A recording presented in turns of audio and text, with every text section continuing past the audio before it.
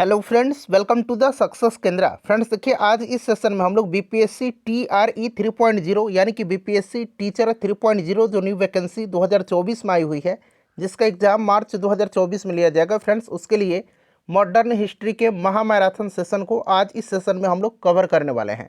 बड़ा ही इंपॉर्टेंट यह सेशन रहेगा आपके लिए फ्रेंड्स, इसको ध्यानपूर्वक पूरा जरूर देखिएगा। और देखिए, मॉडर्न हिस्ट्री बीपीएससी टीआरई 3.0 के लिए मैंने जितने भी बीपीएससी टीआरई 2.0 में मॉडर्न हिस्ट्री के प्रश्न पूछे गए हैं उनको भी इस सेशन में मैंने इंक्लूड किया हुआ है, और साथ ही साथ बहुत सारे इंपॉर्टेंट नए प्रश्नों को भी मैंने इंक्लूड किया हुआ है, जो कि आपके एग्जाम के दृष्टिकोण से बड़ा ही महत्वपूर्ण है। इसीलिए इस सेशन को ध्यानपूर्वक देखिएगा, बिना स्किप किए, भगा भगा कर मत देखिएगा, अन्यथा आपको कोई भी फायदा नहीं होने वाला है। फ्रेंड्स, अगर आप चैनल पर पहली बार विजिट कर रहे हैं तो चैनल को सब्सक्राइब कर लीजिए, और जो बगल में बेल आइकन है, घंटी का निशान है, उसको भी ज़रूर दबा लीजिएगा, ताकि जब भी बीपीएससी टीआरई 3.0 से संबंधित कोई भी इंपॉर्टेंट वीडियो अपलोड किया जाए तो उसका नोटिफिकेशन सबसे पहले आपके पास पहुंच जाए। एक बार सभी लोग फ्रेंड्स प्लीज़ जल्दी से सेशन को लाइक कर दीजिए, और फटाफट इसका लिंक किसी भी एक ग्रुप में जहाँ कहीं भी आप हैं वहाँ पर शेयर कर दीजिए। सभी लोग एक बार सेशन को लाइक कर देंगे। चलिए फ्रेंड्स, अब हम लोग सेशन स्टार्ट करते हैं आज का। तो फ्रेंड्स, जैसे मैंने आपको बताया है कि आज इस सेशन में हम लोग बीपीएससी टीआरई 3.0 यानी कि बीपीएससी टीचर 3.0 न्यू वैकेंसी 2024 के लिए मॉडर्न हिस्ट्री के महामैराथन सेशन को डिस्कस करने वाले हैं। बड़ा ही इंपॉर्टेंट सेशन रहने वाला है आपके एग्जाम के दृष्टिकोण से, इसीलिए इसको ध्यानपूर्वक जरूर देखिएगा। और फ्रेंड्स, मैं आपको बता दूं कि पिछली बार जो बीपीएससी टीआरई 2.0 हुआ था उसमें क्लास 1 to 5, 6 to 8 में जो पॉलिटिकल साइंस में हिस्ट्री का पोर्शन है उसमें जितने भी मॉडर्न हिस्ट्री के प्रश्न पूछे गए हैं उनको भी मैंने इंक्लूड किया हुआ है। उसी प्रकार से क्लास 9, 10 और क्लास 11, 12 में जितने भी मॉडर्न हिस्ट्री के प्रश्न पूछे गए थे उनको भी मैंने इसमें शामिल किया हुआ है। चलिए स्टार्ट करते हैं। एक बार सभी लोग प्लीज़ जल्दी से सेशन को लाइक कर दीजिए। यहाँ पर आप देख सकते हैं ये प्रश्न पिछली बार बीपीएससी टीआरई 2.0 2023 में पूछा गया है। चलिए प्रश्न पढ़ेंगे। फ्रेंड्स, प्रश्न है कि भारतीय उपमहाद्वीप के उत्तर पश्चिम क्षेत्र में सविनय अवज्ञा आंदोलन का नायक कौन था? सभी लोग आंसर कमेंट करते चलिएगा। और देखिए, इस सेशन को एक एग्जाम के तौर पर लगाइए। ऐसा समझिए कि आप एग्जामिनेशन हॉल में बैठे हुए हैं और पेपर दे रहे हैं। सभी लोग आंसर कमेंट करते चलिएगा। अच्छा, बात यहाँ पर सविनय अवज्ञा आंदोलन की आई है, तो सबसे पहले आप मुझे कमेंट करके बताइए कि सविनय अवज्ञा आंदोलन शुरू कब हुआ था। डेट सहित आप वर्ष लिख करके बताएंगे, ठीक है ना? सभी लोग बताइए। देखिए फ्रेंड्स, हम पहले बात कर लेते हैं दांडी यात्रा की। दांडी यात्रा की हम बात करते हैं तो दांडी यात्रा को एक और नाम से जाना जाता है। दांडी यात्रा को नमक सत्याग्रह के नाम से भी जाना जाता है। ये भी आप जरूर ध्यान रखिएगा। 12 मार्च 1930 का डेट आपको याद होगा। 12 मार्च 1930, ये याद रखना है आपको। 12 मार्च 1930 को महात्मा गांधी जी जो हैं अपने साबरमती आश्रम से, साबरमती आश्रम है कहाँ पर? तो गुजरात में है, ध्यान रखिएगा। वहीं से 78 अनुयायियों के साथ, 78 अनुयायियों के साथ दांडी यात्रा शुरू करते हैं। और ये 6 अप्रैल 1930 को, 6 अप्रैल 1930 को दांडी पहुंचते हैं और वहां पर नमक बना करके नमक कानून तोड़ा, और इसके साथ ही सविनय अवज्ञा आंदोलन स्टार्ट हो गया। तो ये सब पॉइंट्स आप ध्यान रखिएगा, बड़ा ही महत्वपूर्ण है, ठीक है ना? और प्रश्न में क्या पूछा गया है कि भारतीय उपमहाद्वीप के उत्तर पश्चिम क्षेत्र में सविनय अवज्ञा आंदोलन का नायक कौन था?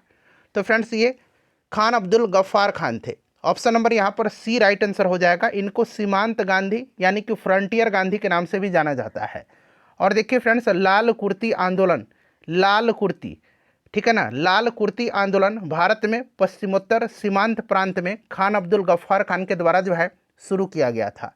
अच्छा, खुदाई खिदमतगार भी इन्होंने चलाया था, यह भी आप ज़रूर ध्यान रखेंगे। चलिए, जितने भी एक्स्ट्रा पॉइंट्स हैं उनको मैं डिस्कस कराते चलूँगा, ताकि एक प्रश्न के साथ साथ आपके 2-3 प्रश्न कवर हो जाएं।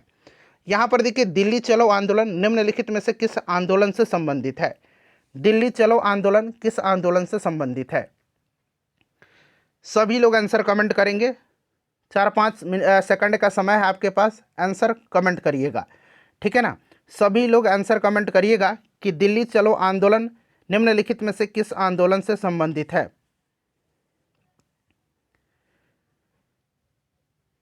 चलिए बताइए। तो फ्रेंड्स यह व्यक्तिगत सत्याग्रह आंदोलन से संबंधित है। अच्छा, व्यक्तिगत सत्याग्रह आंदोलन जो है यह शुरू किसने किया था, ये चलाया था किसने? तो फ्रेंड्स ये गांधी जी के द्वारा शुरू किया गया था, ठीक है ना, 1940 में। ठीक है, और इसके प्रथम सत्याग्रही कौन थे? विनोबा भावे थे, आचार्य विनोबा भावे थे। और दूसरे सत्याग्रही पंडित जवाहरलाल नेहरू थे। और तीसरे सत्याग्रही का नाम भी पूछा जाता है, ये ब्रह्मदत्त थे। तीसरे सत्याग्रही कौन थे? तो ब्रह्मदत्त थे। याद रखिएगा ऑप्शन नंबर यहाँ पर सी राइट आंसर हो जाएगा, व्यक्तिगत सत्याग्रह।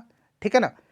चलिए उसके बाद अगला प्रश्न है हमारा कि किस वर्ष अंग्रेजों द्वारा अवध पर सहायक संधि प्रणाली यानी कि सब्सिडरी अलायंस सिस्टम लागू की गई थी? सभी लोग आंसर कमेंट करिएगा, सभी लोग आंसर कमेंट करिए। इसका राइट आंसर क्या होगा फ्रेंड्स? सभी लोग आंसर कमेंट करिएगा। तो यहाँ पर देखिए फ्रेंड्स, अगर हम बात करते हैं सहायक संधि की, तो ये वेलेजली ने स्टार्ट किया था। और वेलेजली से पहले भारत में ये चलाया था कौन? तो फ्रांसीसी गवर्नर डुप्ले ने इसका प्रयोग किया था। ठीक है ना। यहाँ फिलहाल वेलेजली की बात की जा रही है। और सब्सिडरी अलायंस सिस्टम जो है यह लागू किया गया था अवध पर कब? तो देखिए सबसे पहले जो है हैदराबाद ने अपनाया था इसको 1798 में। ठीक है ना। उसके बाद अगर बात करें तो मैसूर ने 1799 में, अवध ने 1801 में। तो ऑप्शन नंबर यहाँ पर आपका ए राइट आंसर हो जाएगा। ये सभी पॉइंट्स आप फ्रेंड्स ध्यान रखते चलिएगा। चलिए, और मॉडर्न हिस्ट्री का एक महामैराथन सेशन मैंने 3 घंटे का कराया हुआ है। जितने भी प्रीवियस ईयर में बीपीएससी में एग्जाम हुआ है वे सारे प्रश्न मैंने उसमें कराया हुआ है। करीब 500 क्वेश्चन है, महामैराथन सेशन है, उसको एक बार ज़रूर देख लीजिएगा, लिंक डिस्क्रिप्शन में मिल जाएगा। और मैंने सबका प्लेलिस्ट बना दिया है, आप चैनल पर चले जाइए या ऊपर देखिए जहाँ पर आप चार्ट कर रहे हैं लाइव चार्ट, वहाँ पर ऊपर कमेंट में मैंने उसको पिन किया हुआ है। ठीक है, डिस्क्रिप्शन बॉक्स में भी आपको मिल जाएगा, तो आप प्लेलिस्ट ओपन करके सभी वीडियोज़ को देख लीजिएगा। देखिए रविन्द्रनाथ टैगोर द्वारा रचित जन गण मन के कितने छंद राष्ट्रीय गान में अपनाए गए थे? बड़ा ही इंपॉर्टेंट क्वेश्चन है ये। हो सकता है बहुत लोगों को ये पहली बार मिला हो प्रश्न, लेकिन बहुत ही इंपॉर्टेंट क्वेश्चन है। चलिए बताइएगा। तो देखिए फ्रेंड्स, राष्ट्रगान जन गण मन है, इस चीज़ को आपको याद रखना है। रविन्द्रनाथ टैगोर के जन गण मन गीत के केवल एक छंद को भारत का राष्ट्रगान के रूप में अपनाया गया है। तो केवल प्रथम छंद यहाँ पर राइट आंसर हो जाएगा। और इसे पहली बार 27 दिसंबर 1911 को भारतीय राष्ट्रीय कांग्रेस के कलकत्ता अधिवेशन में गाया गया था।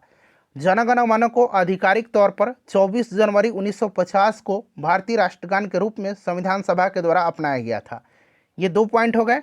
तीसरा पॉइंट याद रखेंगे कि 27 दिसंबर 2011 को जन गण मन का जो है आपका जो पहली बार गाया गया था 100 वर्ष पूरा हुआ था, तो 100 वर्ष के रूप में इसे चिन्हित किया गया था। क्लियर ना। चलिए, और राष्ट्रगान के औपचारिक गायन में 52 सेकंड का समय लगता है, आप यह भी ध्यान रखिएगा। केवल प्रथम छंद को जो है राष्ट्रगान के रूप में अपनाया गया है, इस चीज़ को आप ध्यान रखेंगे। चलिए उसके बाद नेक्स्ट क्वेश्चन है हमारा कि अमार सोनार बांग्ला गीत रविन्द्रनाथ टैगोर ने कब लिखा था? अमार सोनार बांग्ला गीत बताइए। तो फ्रेंड्स इसको लिखा था इन्होंने during the period of partition of Bengal and Swadeshi boycott movement 1905 में। ठीक है ना। यानी कि इन्होंने इसको लिखा था बंगाल विभाजन और स्वदेशी आंदोलन का जो विरोध हो रहा था, बंगाल विभाजन का स्वदेशी आंदोलन के समय में 1905 में इन्होंने इसको लिखा था अमार सोनार बांग्ला। और यह बांग्लादेश का राष्ट्रगीत भी है, इसे भी आप ध्यान रखेंगे। तो 1905 में इन्होंने लिखा था, ऑप्शन सी राइट आंसर हो जाएगा। चलिए उसके बाद देखेंगे, अगर हम बात करें बंगाल विभाजन का, तो ये आपको पूरी तरह से पता है कि लॉर्ड कर्जन के समय 1905 में हुआ था। अच्छा, स्वदेशी आंदोलन बार बार पूछा जाता है, स्वदेशी आंदोलन चलाए जाने की घोषणा कब हुई थी? तो 7 अगस्त 1905 को, 7 अगस्त 1905 को कलकत्ता के टाउन हॉल में आयोजित एक विशाल बैठक में बहिष्कार प्रस्ताव पारित होने के साथ ही स्वदेशी आंदोलन की औपचारिक घोषणा की गई थी। आगे प्रश्न आपको मिलेगा। देखिए, बांग्लार माटी बांग्लार जल देशभक्ति गीत किसने लिखा है? बताइए राइट आंसर क्या हो जाएगा। बांग्लार माटी बांग्लार जल देशभक्ति गीत किसने लिखा है? तो वहीं स्वदेशी आंदोलन के दौरान बंगाल विभाजन के विरोध में के रविन्द्रनाथ टैगोर जी ने लिखा है। Option number B right answer हो जाएगा। ये प्रश्न ऑलरेडी बीपीएससी में पिछली बार पूछा भी गया था। नेक्स्ट क्वेश्चन हमारा कि स्वदेशी आंदोलन की औपचारिक घोषणा पहली बार निम्नलिखित में से किसके माध्यम से की गई थी? स्वदेशी आंदोलन की औपचारिक घोषणा पहली बार निम्नलिखित में से किसके माध्यम से की गई थी? यहाँ प्रश्नों की संख्या बहुत ज़्यादा आपको मिलेंगी, यहाँ पर आपको बहुत ज़्यादा समय बर्बाद नहीं किया जाएगा। ऐसा नहीं 60-70 प्रश्न करवा करके और 3 घंटे का समय आपका व्यर्थ कर दिया जाए, ऐसा बिल्कुल भी नहीं होगा। चलिए बताइएगा। तो देखिए, स्वदेशी आंदोलन के बारे में मैंने अभी आपको बताया था कि 7 अगस्त 1905 को कलकत्ता के टाउन हॉल में आयोजित एक विशाल बैठक में बहिष्कार प्रस्ताव के पारित होने के साथ ही स्वदेशी आंदोलन की औपचारिक घोषणा की गई थी। औपचारिक घोषणा बहिष्कार प्रस्ताव 1905 के पारित होने के बाद, ठीक है ना, इस चीज़ को आप याद रखिएगा। और उस समय जो आपका स्वदेशी आंदोलन था, वंदे मातरम के नारे काफ़ी प्रचलित हुआ था, ठीक है ना, ये चीज़ आपको याद रखना है। चलिए नेक्स्ट क्वेश्चन कर लेंगे। अगला प्रश्न है हमारा, और 16 अक्टूबर 1905 को बंगाल विभाजन प्रभावी हुआ था। नेक्स्ट क्वेश्चन है हमारा, नेक्स्ट क्वेश्चन है कि बहिष्कार और स्वदेशी आंदोलन के लिए कार्य करने के लिए गोल्डन लीग नामक संस्था का गठन किस स्थान पर किया गया? गोल्डन लीग का, बताइएगा, गोल्डन लीग का बड़ा ही इंपॉर्टेंट क्वेश्चन है। राइट आंसर इसका क्या हो जाएगा? सभी लोग आंसर कमेंट करिएगा। तो देखिए फ्रेंड्स, 1904 में अंग्रेजों का बहिष्कार करने और बिहार में स्वदेशी आंदोलन को आगे बढ़ाने के उद्देश्य से देवघर में द गोल्डन लीग की स्थापना की गई थी, ठीक है ना। कहाँ पर? देवघर में। तो ऑप्शन नंबर यहाँ पर सी राइट आंसर हो जाएगा। गोल्डन लीग की स्थापना कहाँ पर किया गया था? तो देवघर, जो कि अब वर्तमान में झारखंड में पड़ता है, ठीक है ना।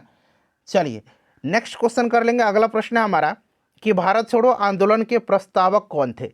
भारत छोड़ो आंदोलन के प्रस्तावक कौन थे? बताइए राइट आंसर क्या हो जाएगा? भारत छोड़ो आंदोलन का प्रस्ताव जवाहरलाल नेहरू के द्वारा तैयार किया गया था, जो भारतीय राष्ट्रीय कांग्रेस के एक महत्वपूर्ण व्यक्ति थे, क्लियर ना।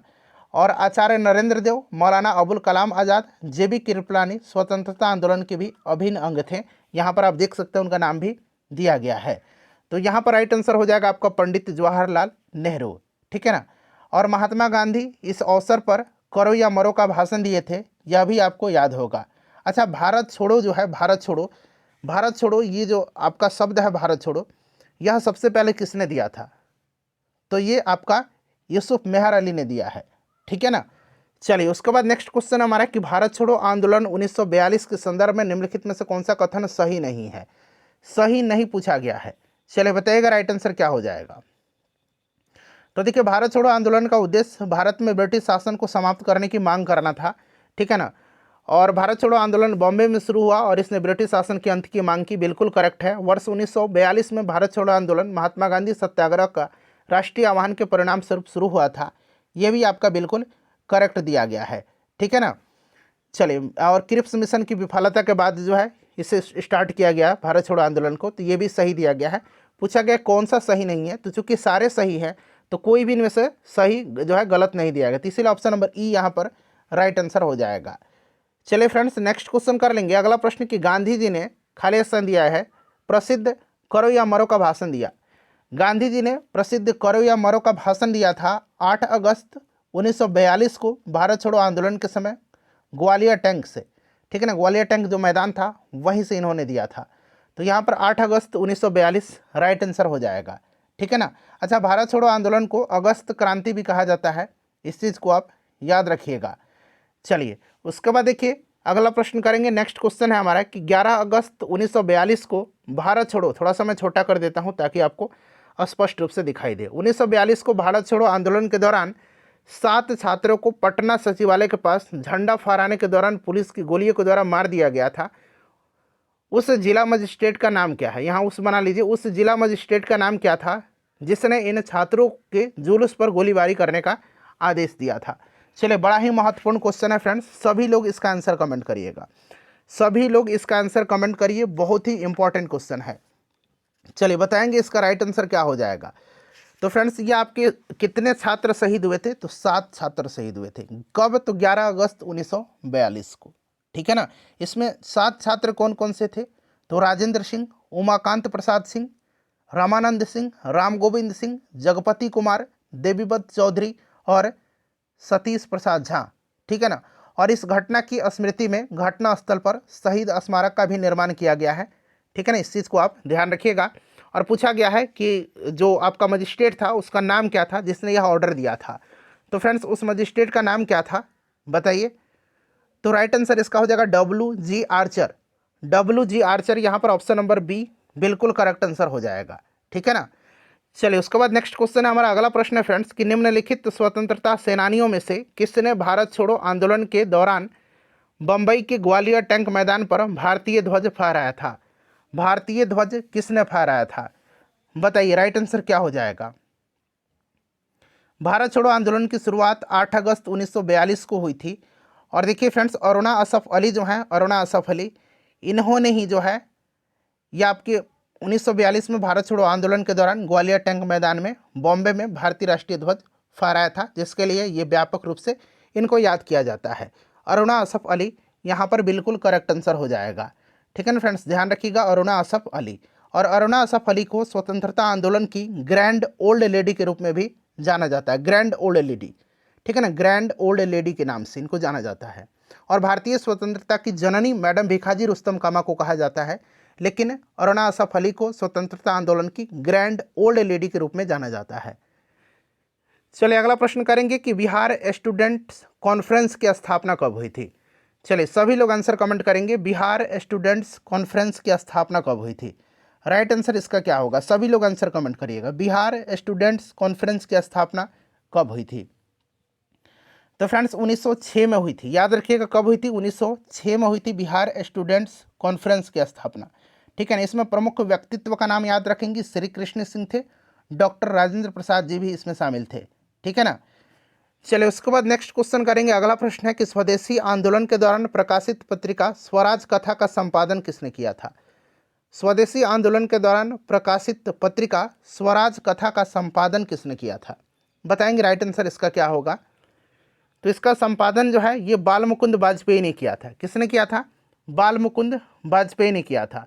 स्वराज कथा का संपादन किसने किया था? याद रखेंगे, हो सकता है आपके लिए नया प्रश्न हो।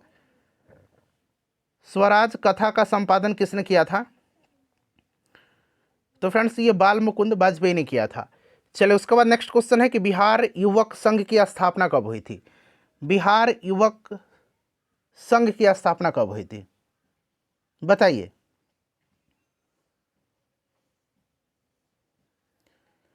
राइट आंसर इसका क्या होगा? राइट आंसर इसका क्या होगा? तो फ्रेंड्स इसका करेक्ट आंसर हो जाएगा आपका 1928 में हुआ था। ठीक है ना, बिहार युवक संघ की स्थापना 1928 में हुआ था। ये VVI क्वेश्चन है, इसको आप जरूर याद रखिएगा। चलिए बिहार में लोटा विद्रोह कब हुआ था? बिहार में लोटा विद्रोह कब हुआ था? तो देखिए लोटा विद्रोह दरअसल हुआ था मुजफ्फरपुर में। कहाँ पर हुआ था? मुजफ्फरपुर में लोटा विद्रोह हुआ था। कब हुआ था ये भी प्रश्न आपसे पूछा गया है ना, तो बताइए राइट आंसर क्या होगा? लोटा विद्रोह मुजफ्फरपुर जिला में हुआ था 1856 में। उस समय जेल के जो कैदी थे उनको पीतल के स्थान पर मिट्टी का लोटा दिया जाने लगा, जिसके कारण उन्होंने विद्रोह कर दिया, इसलिए इसका नाम पड़ा लोटा विद्रोह।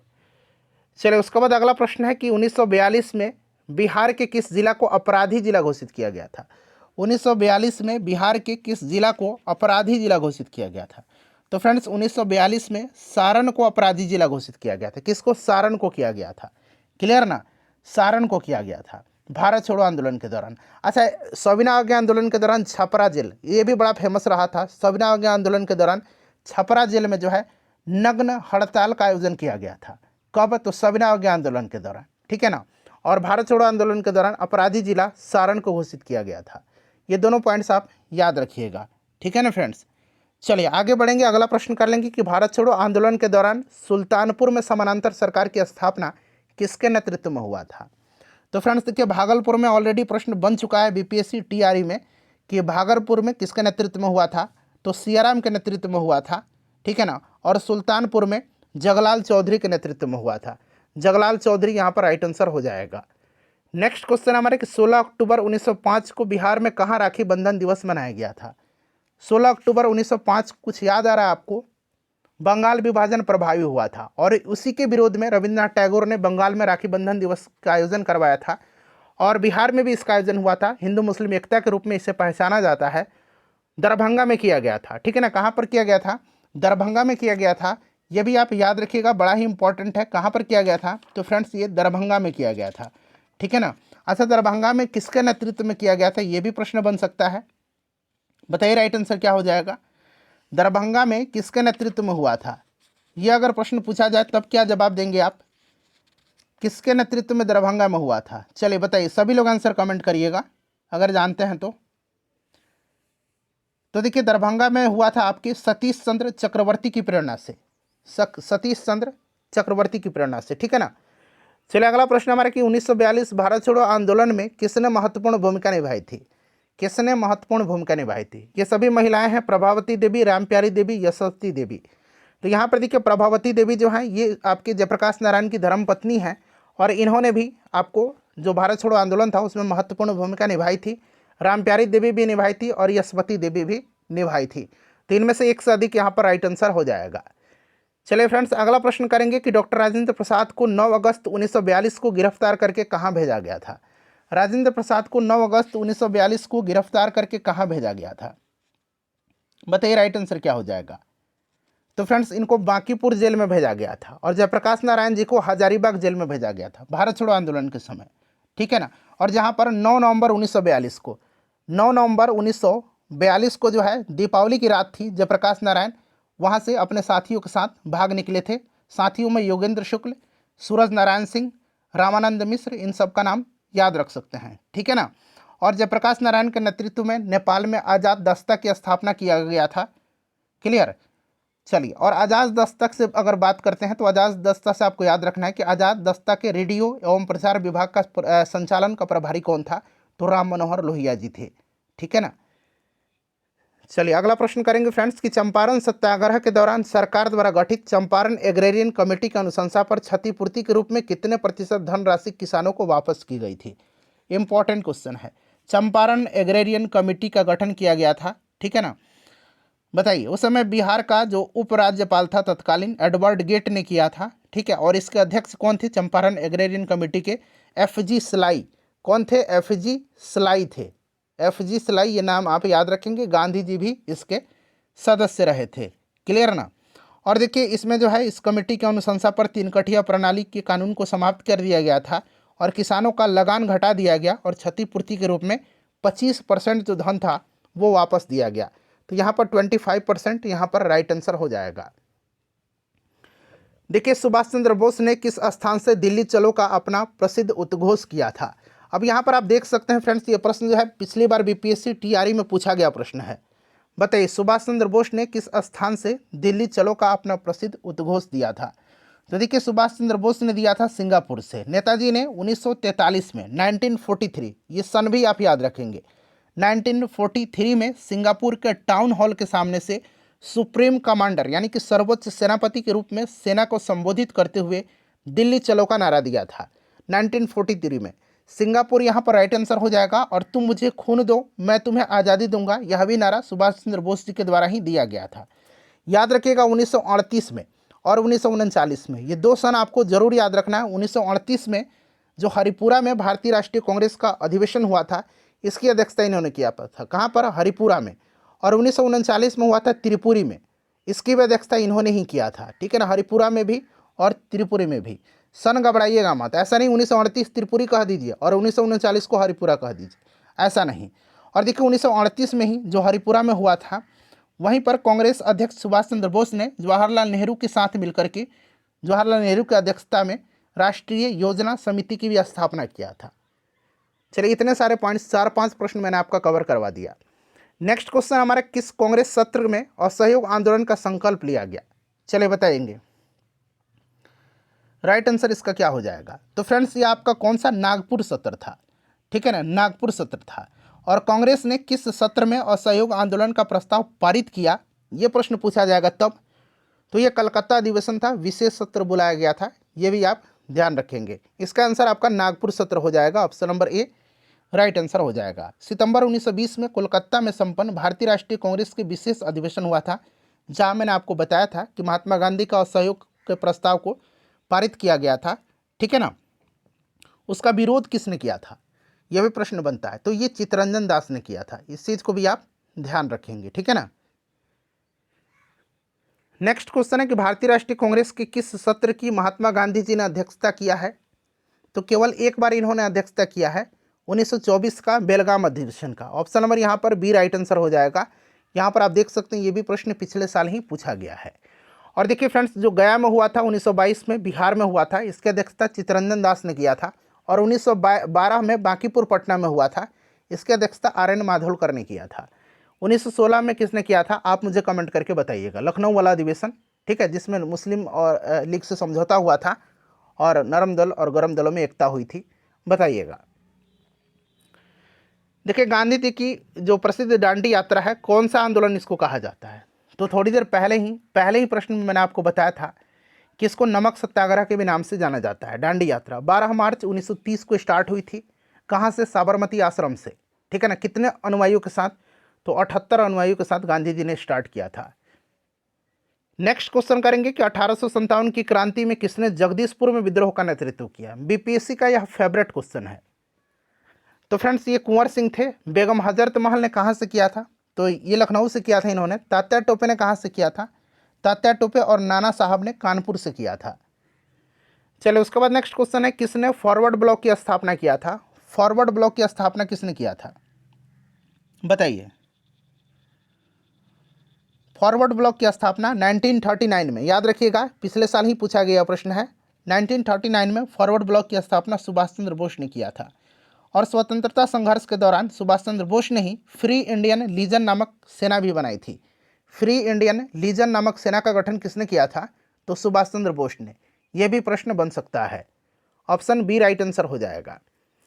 देखिए, किसने वाक्यांश स्वराज हमारा जन्मसिद्ध अधिकार है की रचना किया है? स्वराज हमारा जन्मसिद्ध अधिकार है और मैं इसे लेकर के रहूँगा, यह आपका किसका है? बाल गंगाधर तिलक का है।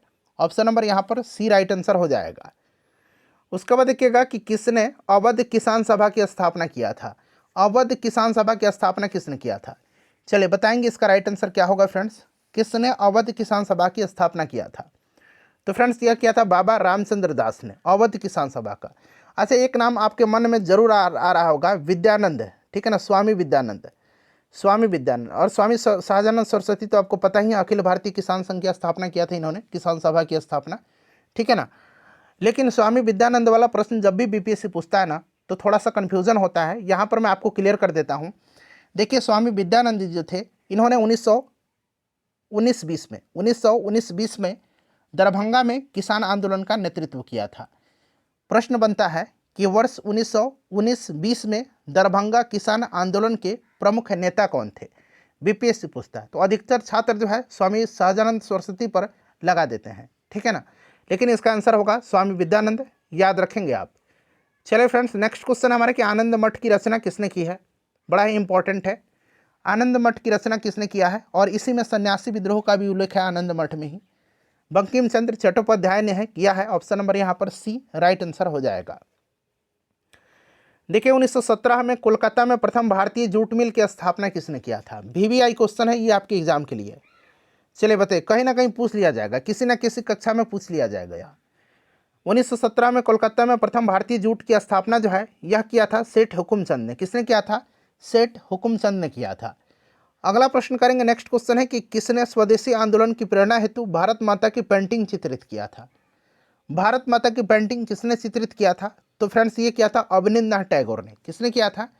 याद रखिएगा, किसने किया था फ्रेंड्स? तो अवनींद्रनाथ टैगोर ने किया था।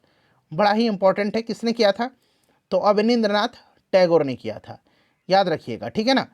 चलिए आगे बढ़ते हैं। अब अगला प्रश्न कर लेंगे। नेक्स्ट क्वेश्चन है हमारा कि 1920 ईस्वी के असहयोग आंदोलन के दौरान कांग्रेस के विधान परिषदों के बहिष्कार के सिद्धांत का कौन प्रबल विरोधी था? बताइए।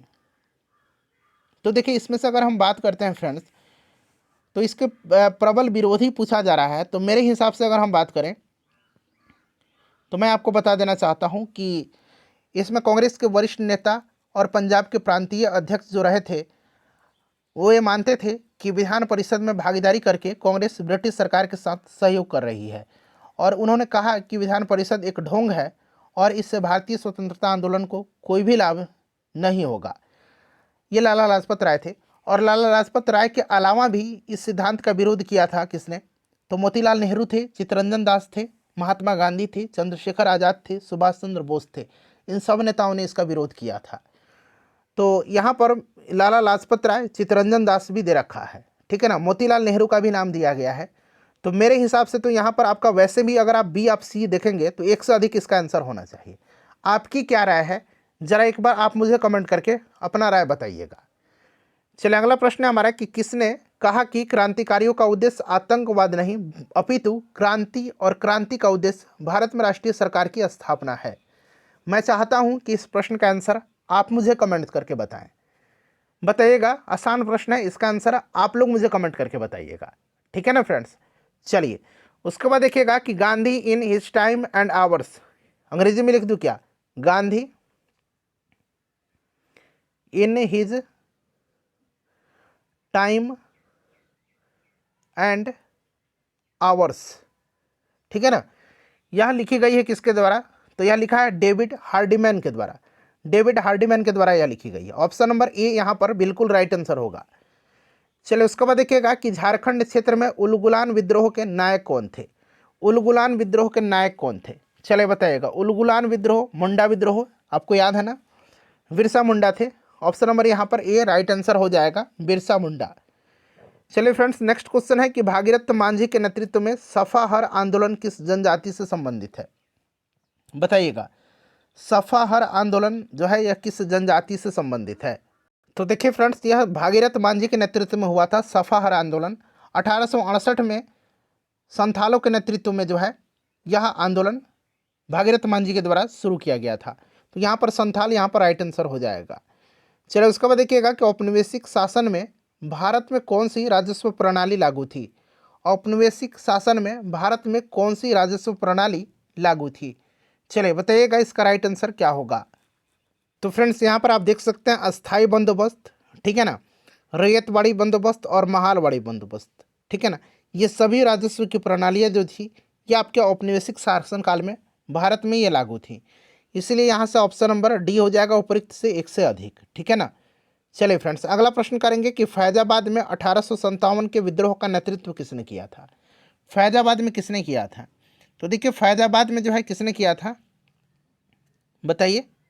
देखिए खान बहादुर खान ने कहाँ से किया था, बरेली से किया था। लियाकत अली ने कहाँ से किया था, इलाहाबाद से किया था। और मौलवी अहमदुल्ला ने फैजाबाद से किया था। नेक्स्ट क्वेश्चन है हमारा, देख लीजिए। भारतीय राष्ट्रीय कांग्रेस की स्थापना के समय भारत का वायसराय कौन था, तो 1885 में इसकी स्थापना हुई थी और उस समय वायसराय लॉर्ड डफरिन था। सिंपल सा क्वेश्चन है बट पूछा गया है। चलिए उसके बाद देखिए सर्वप्रथम भारतीय राष्ट्रीय कांग्रेस की विभाजन किस वर्ष हुआ था। आगे आपको प्रश्न मिलेंगे, हो सकता है ये प्रश्न जो है बीपीएससी में पूछे गए हैं, उसके बाद भी मैंने सम्मिलित किया हुआ है। क्यों, क्योंकि पहले तो मैंने यहाँ पर जितने भी प्रश्न पूछे गए हैं उनको पुट कर दिया है, उसके बाद मैंने नए प्रश्नों को भी रखा हुआ है। हो सकता है इसमें से कुछ प्रश्न आपको रिपीट मिल जाए, कोई बात नहीं, आपका रिविजन हो जाएगा। ठीक है ना। तो देखिए ये 1907 में पहला विभाजन हुआ था और इसको सूरत विभाजन के भी नाम से जाना जाता है, सूरत फूट के भी नाम से जाना जाता है। ठीक है ना। रास बिहारी घोष ने उस अधिवेशन की अध्यक्षता किया था। चले किस वर्ष मुजफ्फरपुर बम कांड हुआ था। मुजफ्फरपुर बम कांड, खुदीराम बोस और प्रफुल्ल चाकी का नाम आपको बखूबी याद होगा। मुजफ्फरपुर बम कांड से जुड़े ये दो व्यक्ति हैं, खुदीराम बोस और प्रफुल्ल चाकी। इसमें जो क्या हुआ था, खुदीराम बोस को फांसी की सज़ा दी गई थी और प्रफुल्ल चाकी ने आत्महत्या कर लिया था। ठीक है ना। तो यहाँ पर देखिए 1908 की यह घटना है, मुजफ्फरपुर बम कांड। चलिए उसके बाद देखिएगा कि दांडी यात्रा में गांधी जी के साथ कितने स्वयंसेवियों ने प्रतिभाग किया था। तो अभी मैंने बताया था आपको कितने स्वयंसेवी ने, तो फ्रेंड्स ये 78 अनुयायियों के साथ इन्होंने दांडी यात्रा शुरू किया था साबरमती आश्रम से। चलिए गद्र पार्टी की स्थापना किस स्थान पर हुई थी। गद्र पार्टी की स्थापना किस स्थान पर हुई थी, बताइए राइट आंसर क्या होगा इसका। गद्र पार्टी की स्थापना 1913 में लाला हरदयाल के नेतृत्व में सैन फ्रांसिस्को में हुआ था। यहाँ पर देखिए सैन फ्रांसिस्को में, कभी कभी आपको यूएसए ऑप्शन में दे देगा। ठीक है ना, तो आप घबराइएगा मत, याद रखिएगा लाला हरदयाल के नेतृत्व में हुआ था। चलिए फ्रेंड्स उसके बाद देखिएगा किसने कहा था कि तिलक भारतीय अशांति के जनक हैं। चलिए इसका आंसर बताइए, सभी लोग कमेंट करिए, किसने कहा था तिलक भारतीय अशांति के जनक हैं। किसने कहा था तिलक भारतीय अशांति के जनक हैं, तो ये स्टेटमेंट है वैलेंटाइन सिरोल का। तो यहाँ पर देखिए वी सिरोल यानी कि वैलेंटाइन सिरोल दिया गया है। अच्छा, बाल गंगाधर तिलक से संबंधित कुछ महत्वपूर्ण पॉइंट्स जान लीजिए जो कि एग्जाम में पूछे जाते हैं। बीपीएससी का फेवरेट प्रश्न है कि स्वराज मेरा जन्मसिद्ध अधिकार है और उससे मैं लेकर के रहूँगा, यह कथन किसका है, तो बाल गंगाधर तिलक जी का है। अच्छा, महाराष्ट्र में क्रांतिकारी आंदोलन उभारने का श्रेय तिलक के जो पत्र है केसरी, इसी को जाता है।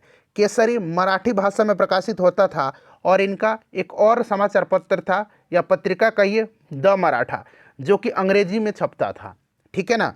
अच्छा, तिलक ने 1893 में गणपति उत्सव, 1893 में गणपति उत्सव और 1895 जो है शिवाजी उत्सव मनाना प्रारंभ किया था।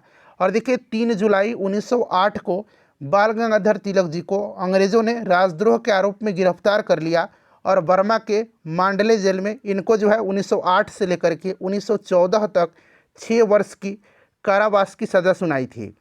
और देखिए इनकी पुस्तक है आर्कटिक होम ऑफ आर्यंस। एक बार मैं और रिपीट करता हूँ, आर्कटिक होम ऑफ आर्यंस और गीता रहस्य। इनकी बड़ी ही महत्वपूर्ण उल्लेखनीय कृतियाँ हैं ये। कौन सी? तो आर्कटिक होम ऑफ आर्यंस और गीता रहस्य। गीता रहस्य बार बार पूछा जाता है कि किसकी रचना है, तो याद रखिएगा बाल गंगाधर तिलक की। तो फ्रेंड्स इतने सारे पॉइंट्स याद रखना है। और इनकी मृत्यु जो हुई थी 1 अगस्त 1920 को हुई थी और इसी दिन जो है असहयोग आंदोलन स्टार्ट हुआ था। चलिए देखिए नेक्स्ट क्वेश्चन हमारा कि लॉर्ड हार्डिंग ने बंगाल विभाजन किस वर्ष रद्द किया था। अच्छा, बंगाल विभाजन 1905 में लॉर्ड कर्जन के समय में हुआ था। ये चीज़ तो आपको पहले से भी पता है और आगे बंगाल विभाजन के बारे में मैं आपको डिटेल में डिस्कस कराने वाला हूँ। तो देखिए लॉर्ड हार्डिंग ने बंगाल विभाजन किस वर्ष रद्द किया था। तो देखिए लॉर्ड हार्डिंग के समय में ब्रिटेन के राजा जॉर्ज पंचम भारत आए थे। कौन? जॉर्ज पंचम भारत आए थे। देखिए 12 दिसंबर 1911 को, 12 दिसंबर 1900 यहाँ मैं लिख देता हूँ, 12 दिसंबर 1911 को दिल्ली में एक भव्य दरबार का आयोजन हुआ था। ठीक है, और यहाँ पर बंगाल विभाजन को रद्द करने की घोषणा की गई और भारत की राजधानी कलकत्ता से दिल्ली स्थानांतरित करने की घोषणा की गई। और 1912 में दिल्ली भारत की राजधानी बनी थी। घोषणा 1911 में हुई थी लेकिन 1912 में दिल्ली भारत की राजधानी बनी थी। ठीक है ना, ये पॉइंट आप ज़रूर याद रखिएगा। ठीक है ना, तो राइट आंसर बंगाल विभाजन को किस वर्ष रद्द किया गया था? 1911 में। अच्छा, ये जो लॉर्ड हार्डिंग था इसका कार्यकाल 1910 से लेकर के 1916 तक रहा था। ठीक है ना, ये भी याद रखिएगा। अच्छा देखिए 23 दिसंबर 1912 को, 23 दिसंबर 1912 को, ठीक है ना, लॉर्ड हार्डिंग पर दिल्ली में बम फेंका गया था और इस कांड में भाई बाल मुकुंद को फांसी की सज़ा दी गई थी। और देखिए लॉर्ड हार्डिंग के समय में ही प्रथम विश्व युद्ध प्रारंभ हुआ था। तो ये सारे पॉइंट्स फ्रेंड मैं आपको बताते चल रहा हूँ ताकि आपके एक प्रश्न के साथ साथ 4-5 प्रश्न कवर होते चलें। चलिए सेशन को सभी लोग लाइक ज़रूर करिएगा फ्रेंड्स। 4-5 घंटा का समय लगा हुआ है इसको तैयार करने में। देखिए निम्नलिखित में से किसने स्वदेशी आंदोलन का नेतृत्व दिल्ली में किया था। अच्छा, स्वदेशी आंदोलन की अगर हम बात करते हैं तो स्वदेशी आंदोलन जो हुआ था फ्रेंड्स, ये आपको याद होगा कि बंगाल विभाजन के विरोध में हुआ था।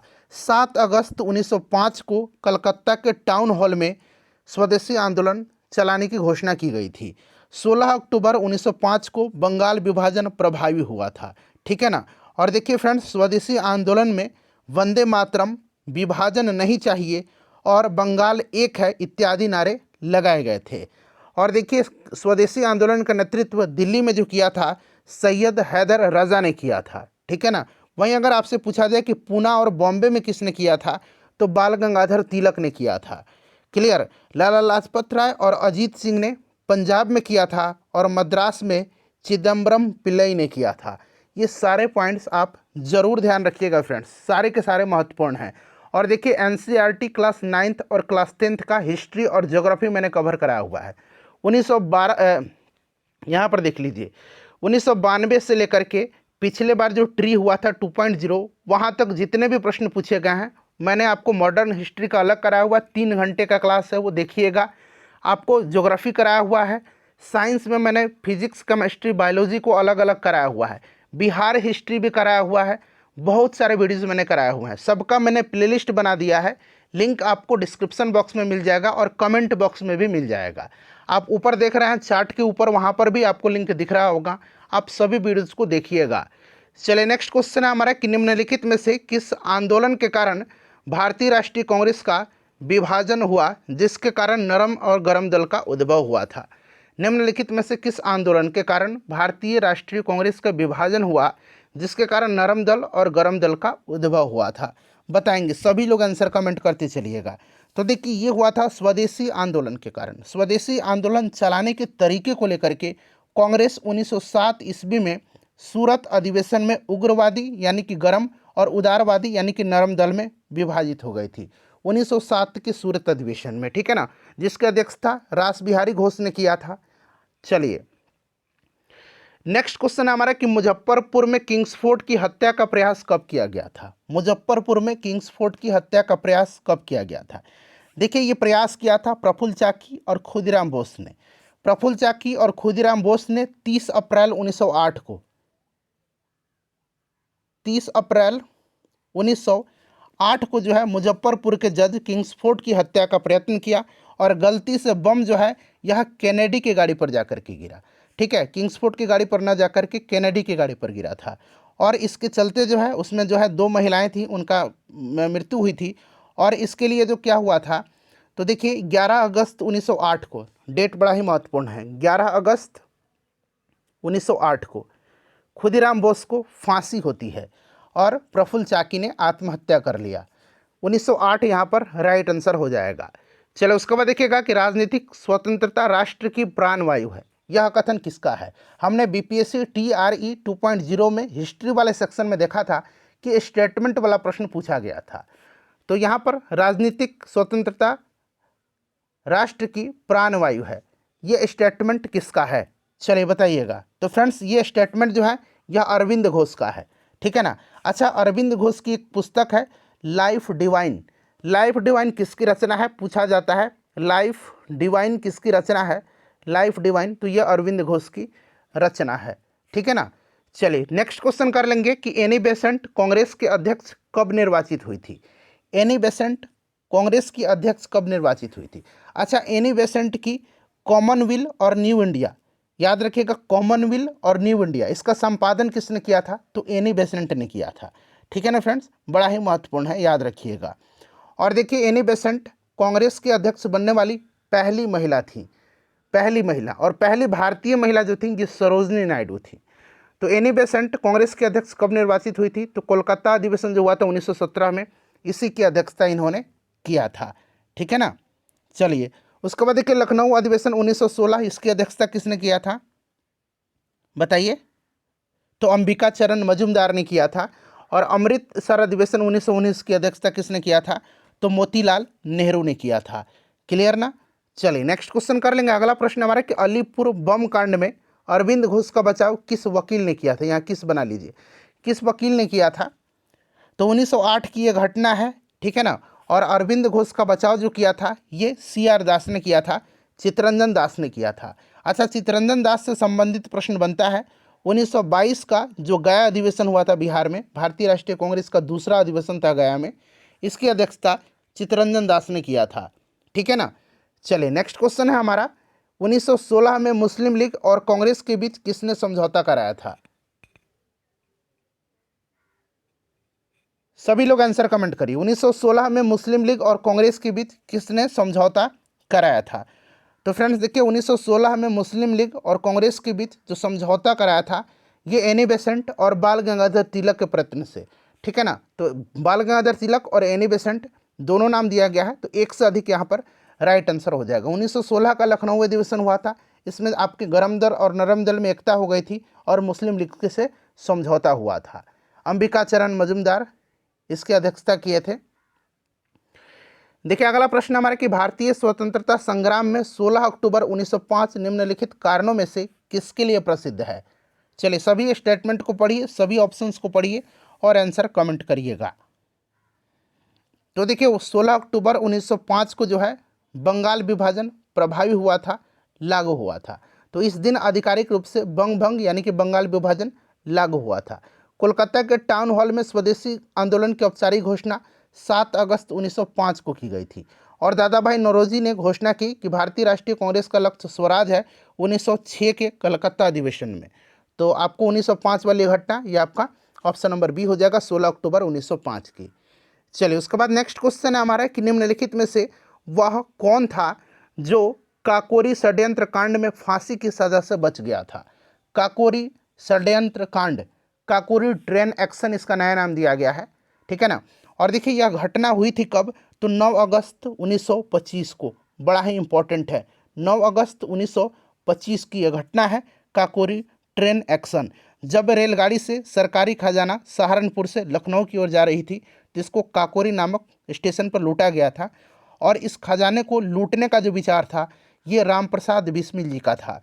और देखिए रामप्रसाद बिस्मिल, राजेंद्र लाहिड़ी, रोशन सिंह और अशफाक उल्ला खां को जो है 1927 में फांसी दे दी गई थी 1927 में। सचिंद्र सन्याल को आजीवन कारावास की सजा दी गई थी और मनमथ नाथ गुप्ता को 14 वर्ष की कैद दिया गया था। तो देखिए अशफाक उल्ला खां, राजेंद्र लाहिड़ी, रामप्रसाद बिस्मिल और एक और नाम बताया था मैंने रोशन सिंह, इनको फांसी की सज़ा दी गई थी, ठीक है ना। और सचिंद्र सन्याल को आजीवन कारावास की सज़ा दी गई थी और मनमथ नाथ गुप्ता को 14 वर्ष की कैद हुई थी। तो पूछा गया है कि फांसी की सज़ा से बच गया था, तो चूंकि इन लोगों को फांसी की सज़ा दी गई थी इसीलिए कोई नहीं इसका राइट आंसर हो जाएगा। देखिए नेक्स्ट क्वेश्चन है कि निम्नलिखित में से किस एक ने 1916 में लखनऊ में आयोजित भारतीय राष्ट्रीय कांग्रेस के अधिवेशन में अध्यक्षता किया था। तो मैं बार बार बता रहा हूं, और ये 1916 का अधिवेशन जो है बड़ा ही इंपॉर्टेंट है। इसी अधिवेशन में महात्मा गांधी जी से राजकुमार शुक्ल मिले थे और गांधी जी को चंपारण के जो नील कृषक थे, नील किसान थे, उनकी दशा के तरफ गांधी जी का ध्यान आकर्षित किया था और गांधी जी को चंपारण आने का निमंत्रण दिया था, ठीक है ना। चंपारण मुद्दा वहीं पर 1916 में पहली बार उठा था। गांधी जी चंपारण 1917 में आए और चंपारण सत्याग्रह चलाए थे, आपको भी पता है। तो यहाँ पर आपका अंबिका चरण मजुमदार, एसी मजुमदार। देखिए नेक्स्ट क्वेश्चन है हमारा फ्रेंड्स, और प्लीज़ एक बार सभी लोग जल्दी से सेशन को लाइक कर दीजिए फ्रेंड्स। देखिए अल हिलाल समाचार पत्र किसके द्वारा राष्ट्रीय, यहाँ हटा लीजिए, राष्ट्रीयता के प्रचार के लिए बना लीजिए, राष्ट्रीयता, ये टाइपिंग एरर है, राष्ट्रीयता के प्रचार के लिए शुरू किया गया था। अल हिलाल समाचार पत्र किसके द्वारा राष्ट्रीयता के प्रचार के लिए शुरू किया गया था? अल हिलाल। बताइए राइट आंसर क्या होगा इसका? तो फ्रेंड्स ये अबुल कलाम आज़ाद की है अल हिलाल। बार बार पूछा जाता है अल हिलाल समाचार पत्र के संपादक कौन है, तो अबुल कलाम आज़ाद जी हैं, और ये भारत के पहले शिक्षा मंत्री हैं, ये भी आप जरूर ध्यान रखिएगा, ठीक है ना। चलिए आगे बढ़ेंगे। नेक्स्ट क्वेश्चन हमारा कि भारतीय इतिहास में 1912 का ऐतिहासिक महत्व क्या था? 1912 का ऐतिहासिक महत्व क्या था? तो बंगाल विभाजन देखिए 1905 में हुआ था। राजधानी का कलकत्ता से दिल्ली स्थानांतरण बिल्कुल सही है, क्योंकि 1911 में घोषणा किया गया था कि राजधानी दिल्ली जाएगी और राजधानी को 1912 में कलकत्ता से दिल्ली स्थानांतरित किया गया था। ऑप्शन बी बिल्कुल राइट आंसर हो जाएगा। भारतीय राष्ट्रीय कांग्रेस के गर्म दल और नरम दल का एकीकरण जो है 1916 में हुआ था, ठीक है ना। तो ऑप्शन नंबर यहाँ पर बी राइट आंसर हो जाएगा। देखिए बंगाल विभाजन के विरुद्ध विद्रोह का नेतृत्व किसने किया था? बताइए राइट आंसर क्या हो जाएगा? बंगाल विभाजन की विरुद्ध जो विद्रोह हुआ था इसका नेतृत्व किसने किया था? तो फ्रेंड्स ये नेतृत्व किया था सुरेंद्रनाथ बनर्जी ने, सुरेंद्रनाथ बनर्जी ने किया था। और देखिए सुरेंद्रनाथ बनर्जी की एक पुस्तक है a nation in making, a nation in making, याद रखिएगा, ठीक है ना, ए नेशन इन मेकिंग। अच्छा 1902 का अहमदाबाद का जो भारतीय राष्ट्रीय कांग्रेस का अधिवेशन था 1902 का अहमदाबाद का, इसी की अध्यक्षता सुरेंद्रनाथ बनर्जी जी ने किया था, ठीक है। चलिए नेक्स्ट क्वेश्चन है हमारा, अगला प्रश्न है कि किसने कहा था कि कांग्रेस आंदोलन न तो लोगों द्वारा प्रेरित था और न ही यह उनके द्वारा सोचा या योजनाबद्ध किया गया था? यह ऑलरेडी बीपीएससी में प्रश्न पूछ लिया गया है, और बीपीएससी ने जो है 47वीं बीपीएससी में यह प्रश्न पूछा था और इसका आंसर लाला लाजपत राय दिया है। अब आप लोग मत कहिएगा कि सर सैयद अहमद खान होगा, क्योंकि जो बीपीएससी आंसर दिया है वही मैं आपको बता रहा हूँ। ऑप्शन नंबर यहाँ पर सी राइट आंसर दिया गया है। निम्नलिखित में से किस नेता ने 1906 में कोलकाता अधिवेशन, यहाँ कलकत्ता बना लीजिएगा क्योंकि टाइपिंग में कोलकाता ही टाइप हो जा रहा है, तो कलकत्ता उस समय नाम था, कोलकाता तो अब नाम हुआ है, ठीक है ना। कोई इशू नहीं है, प्रश्न आपको समझ में आ रहा है अच्छे तरीके से, आंसर कमेंट करिए। चलिए निम्नलिखित में से किस नेता ने 1906 में कलकत्ता कांग्रेस अधिवेशन की अध्यक्षता किया था? तो 1906 में कलकत्ता में हुआ था और इसकी अध्यक्षता दादा भाई नौरोजी ने किया था, ठीक है ना। चलिए तो यहाँ पर दादा भाई नौरोजी राइट आंसर हो जाएगा। नेक्स्ट क्वेश्चन है हमारा अगला प्रश्न, और देखिए गोपाल कृष्ण गोखले के बारे में जान लीजिए। गोपाल कृष्ण गोखले जो है ये 1905 के बनारस अधिवेशन की इन्होंने अध्यक्षता किया था। और मदन मोहन मालवीय के बारे में जान लीजिए, 1909 का जो लाहौर अधिवेशन था इसकी अध्यक्षता किया था इन्होंने, और 1918 का जो दिल्ली अधिवेशन था इसकी अध्यक्षता इन्होंने किया था। चलिए अगला प्रश्न है हमारा कि गदर पार्टी की स्थापना किस वर्ष हुई थी? गदर पार्टी की स्थापना कब हुई थी यह पूछा जा रहा है आपसे। चलिए बताएंगे, सभी लोग आंसर कमेंट करिए। देखिए गदर पार्टी की स्थापना जो है 1913 में लाला हरदयाल के नेतृत्व में सैन फ्रांसिस्को में हुआ था। ठीक है, सोहन सिंह भाखना इसके प्रथम अध्यक्ष थे, लाला हरदयाल इसके प्रथम मंत्री थे और कांसीराम को कोषाध्यक्ष चुना गया था सैन फ्रांसिस्को में 1913 में। देखिए नेक्स्ट क्वेश्चन है, निम्नलिखित में से किसका योगदान होम रूल लीग की स्थापना में नहीं था? होम रूल लीग की स्थापना में किसका योगदान इसमें से नहीं था, यह आपसे पूछा जा रहा है। तो देखिए एस एस सुब्रमण्य अय्यर का था, एनी बेसेंट का था, बाल गंगाधर तिलक का था, टी एस ऑलकॉट का नहीं था। टी एस ऑलकॉट जो है ये थियोसॉफिकल सोसाइटी से जुड़े हुए हैं। ठीक है ना, कर्नल अलकाट और मैडम ब्लावत्स्की का नाम आपने जरूर पढ़ा है, थियोसॉफिकल सोसाइटी से ये जुड़े हुए हैं। चलिए उसके बाद नेक्स्ट क्वेश्चन है, बहुत ज़्यादा मैं समय आपका नहीं लूँगा, मैराथन सेशन है, जल्दी कवर करेंगे। प्रश्नों की संख्या करीब करीब 120-25 से ज़्यादा है। देखिए निम्नलिखित में से एनी बेसेंट द्वारा निकाले जाने वाले 2 अखबार कौन थे? तो मैंने आपको बताया था ना, उसी समय आपको ध्यान रखना था कि कौन सा, जल्दी जल्दी कमेंट करिए। एनी बेसेंट के द्वारा निकाले जाने वाले 2 अखबार कौन थे? सभी लोग आंसर कमेंट करिएगा। और देखिए गांधी युग का जो चैप्टर है ना, जिससे कि सबसे ज़्यादा प्रश्न बनता है, पूरा करीब 200-250 प्रश्न है उसका। जितने भी भारतवर्ष में एग्जाम हुआ है, गांधी युग से जो प्रश्न पूछे गए हैं, चाहे वह यूपी पीसीएस हो या फिर झारखंड का हो या फिर मध्य प्रदेश का पीसीएस हो या फिर बीपीएससी हो या फिर हरियाणा का हो, जितने भी एग्जाम हुए हैं, जितने भी गांधी युग से प्रश्न पूछे गए हैं, उनको कल मैं आपको एक सेपरेट वीडियो में कवर करा दूंगा। ठीक है ना। चलिए कॉमनवेल्थ, न्यू इंडिया, ये दोनों जो है ये एनी बेसेंट की है, तो 1 और 2 यहाँ पर राइट आंसर हो जाएगा। चलिए अगला प्रश्न हमारा है कि किसने मोहम्मद अली जिन्ना को हिंदू मुस्लिम एकता का दूत कहा था? हिंदू मुस्लिम एकता का दूत किसने कहा था? तो फ्रेंड्स ये कहा था सरोजनी नायडू ने। किसने कहा था? सरोजनी नायडू ने कहा था। चलिए उसके बाद नेक्स्ट क्वेश्चन है हमारा कि गीता रहस्य नामक ग्रंथ किसके द्वारा लिखा गया है? तो मैंने उसी टाइम बताया था, बाल गंगाधर तिलक के बारे में जब बता रहा था तो मैंने आपको बताया था कि याद रखिएगा, आर्कटिक होम ऑफ आर्यंस और गीता रहस्य, इनकी 2 प्रमुख उल्लेखनीय कृतियां हैं। ठीक है ना, तो ये बाल गंगाधर तिलक यहाँ पर राइट आंसर हो जाएगा। देखिए उसके बाद अगला प्रश्न है कि भारतीय राष्ट्रीय कांग्रेस की सबसे पहली महिला अध्यक्ष कौन थी? सबसे पहली महिला अध्यक्ष, वहीं अगर पहली भारतीय महिला लगा देता तब सरोजनी नायडू होता, लेकिन पहली महिला अध्यक्ष एनी बेसेंट थी। 1917 के कलकत्ता अधिवेशन की अध्यक्षता इन्होंने किया था। और सरोजनी नायडू जो पहली भारतीय महिला अध्यक्ष थी, 1925 के कानपुर अधिवेशन की इन्होंने अध्यक्षता किया है। तो ये सभी पॉइंट्स ध्यान रखेंगे। चलिए उसके बाद देखिएगा कि सांप्रदायिक निर्वाचन क्षेत्रों की पद्धति की शुरुआत भारत में किसके द्वारा हुई? सांप्रदायिक निर्वाचन क्षेत्रों की पद्धति की शुरुआत भारत में किसके द्वारा हुई? बताइए, आंसर कमेंट करिए। तो देखिए फ्रेंड्स, ये सांप्रदायिक निर्वाचन क्षेत्रों की पद्धति की शुरुआत जो है ना, ये आपका 1909 का मार्लिमेंटो जो अधिनियम था, मार्लिमेंटो रिफॉर्म्स सुधार अधिनियम, इसी के द्वारा हुआ था। ठीक है ना। और इसमें जो है आपको पता भी है कि पृथक मुस्लिमों के लिए निर्वाचक मंडल की व्यवस्था की गई थी। और डॉक्टर राजेंद्र प्रसाद जी ने लॉर्ड मिंटो को पाकिस्तान का जनक मानते थे। इस चीज़ को ध्यान रखिएगा, यह प्रश्न बीपीएससी पूछता है। ठीक है ना, राजेंद्र प्रसाद किसको पाकिस्तान के जनक मानते हैं? तो लॉर्ड मिंटो को। चलिए अगला प्रश्न है हमारा कि वर्ष 1909 में मैडम भिखाजी रुस्तम कामा पेरिस में निम्नलिखित में से कौन सा समाचार पत्र प्रकाशित करती थी? बताइए। ये सारे के सारे समाचार पत्र उन्हीं के हैं, बट 1909 में मैडम भिखाजी रुस्तम कामा पेरिस में से निम्नलिखित में से कौन सा समाचार पत्र प्रकाशित करती थी? राइट आंसर इसका क्या होगा? तो फ्रेंड्स देखिए, इनको जो है मैडम भिखाजी रुस्तम कामा को भारतीय स्वतंत्रता की जननी कहा जाता है। और 1907 के जर्मनी के जो स्टुटगार्ट है, वहाँ पर इन्होंने पहली बार मतलब विदेशी धरती पर भारतीय तिरंगा झंडा को फहराया था। इस चीज़ को ध्यान रखिएगा। और ये जो आपका समाचार पत्र है ये पैट्रियट है। Right answer option number C हो जाएगा। देखिए भारतीय क्रांति की जननी किसे कहा जाता है? प्रश्न आ गया मैडम भिखाजी रुस्तम कामा को। ठीक है ना।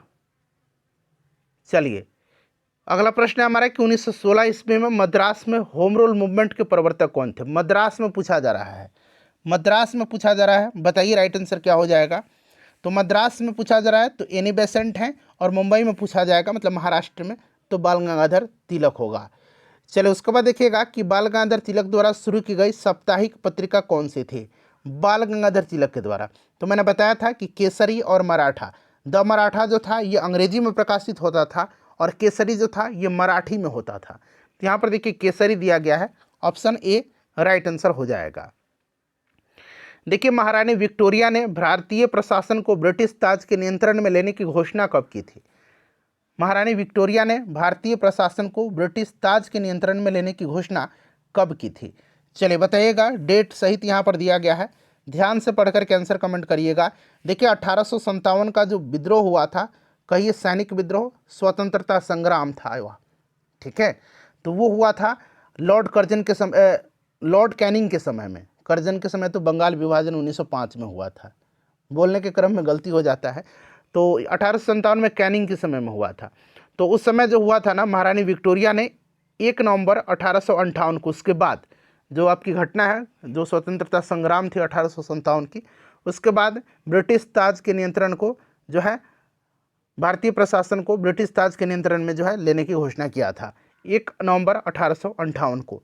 चलिए अगला प्रश्न हमारा कि 1857 के विद्रोह की सफलता के बाद बहादुर शाह द्वितीय को कहाँ निर्वासित कर दिया गया था? तो देखिए फ्रेंड्स, इनको निर्वासित कर दिया गया था कहाँ पर? तो इनको रंगून में, ठीक है ना। और वहीं पर इनकी मृत्यु हो जाती है नवंबर 1862 में, और वहीं पर इनको दफना भी दिया जाता है, ठीक है ना। चलिए उसके बाद नेक्स्ट क्वेश्चन है हमारा कि the first Indian war of independence 1857 से 1859 नामक पुस्तक के लेखक कौन हैं?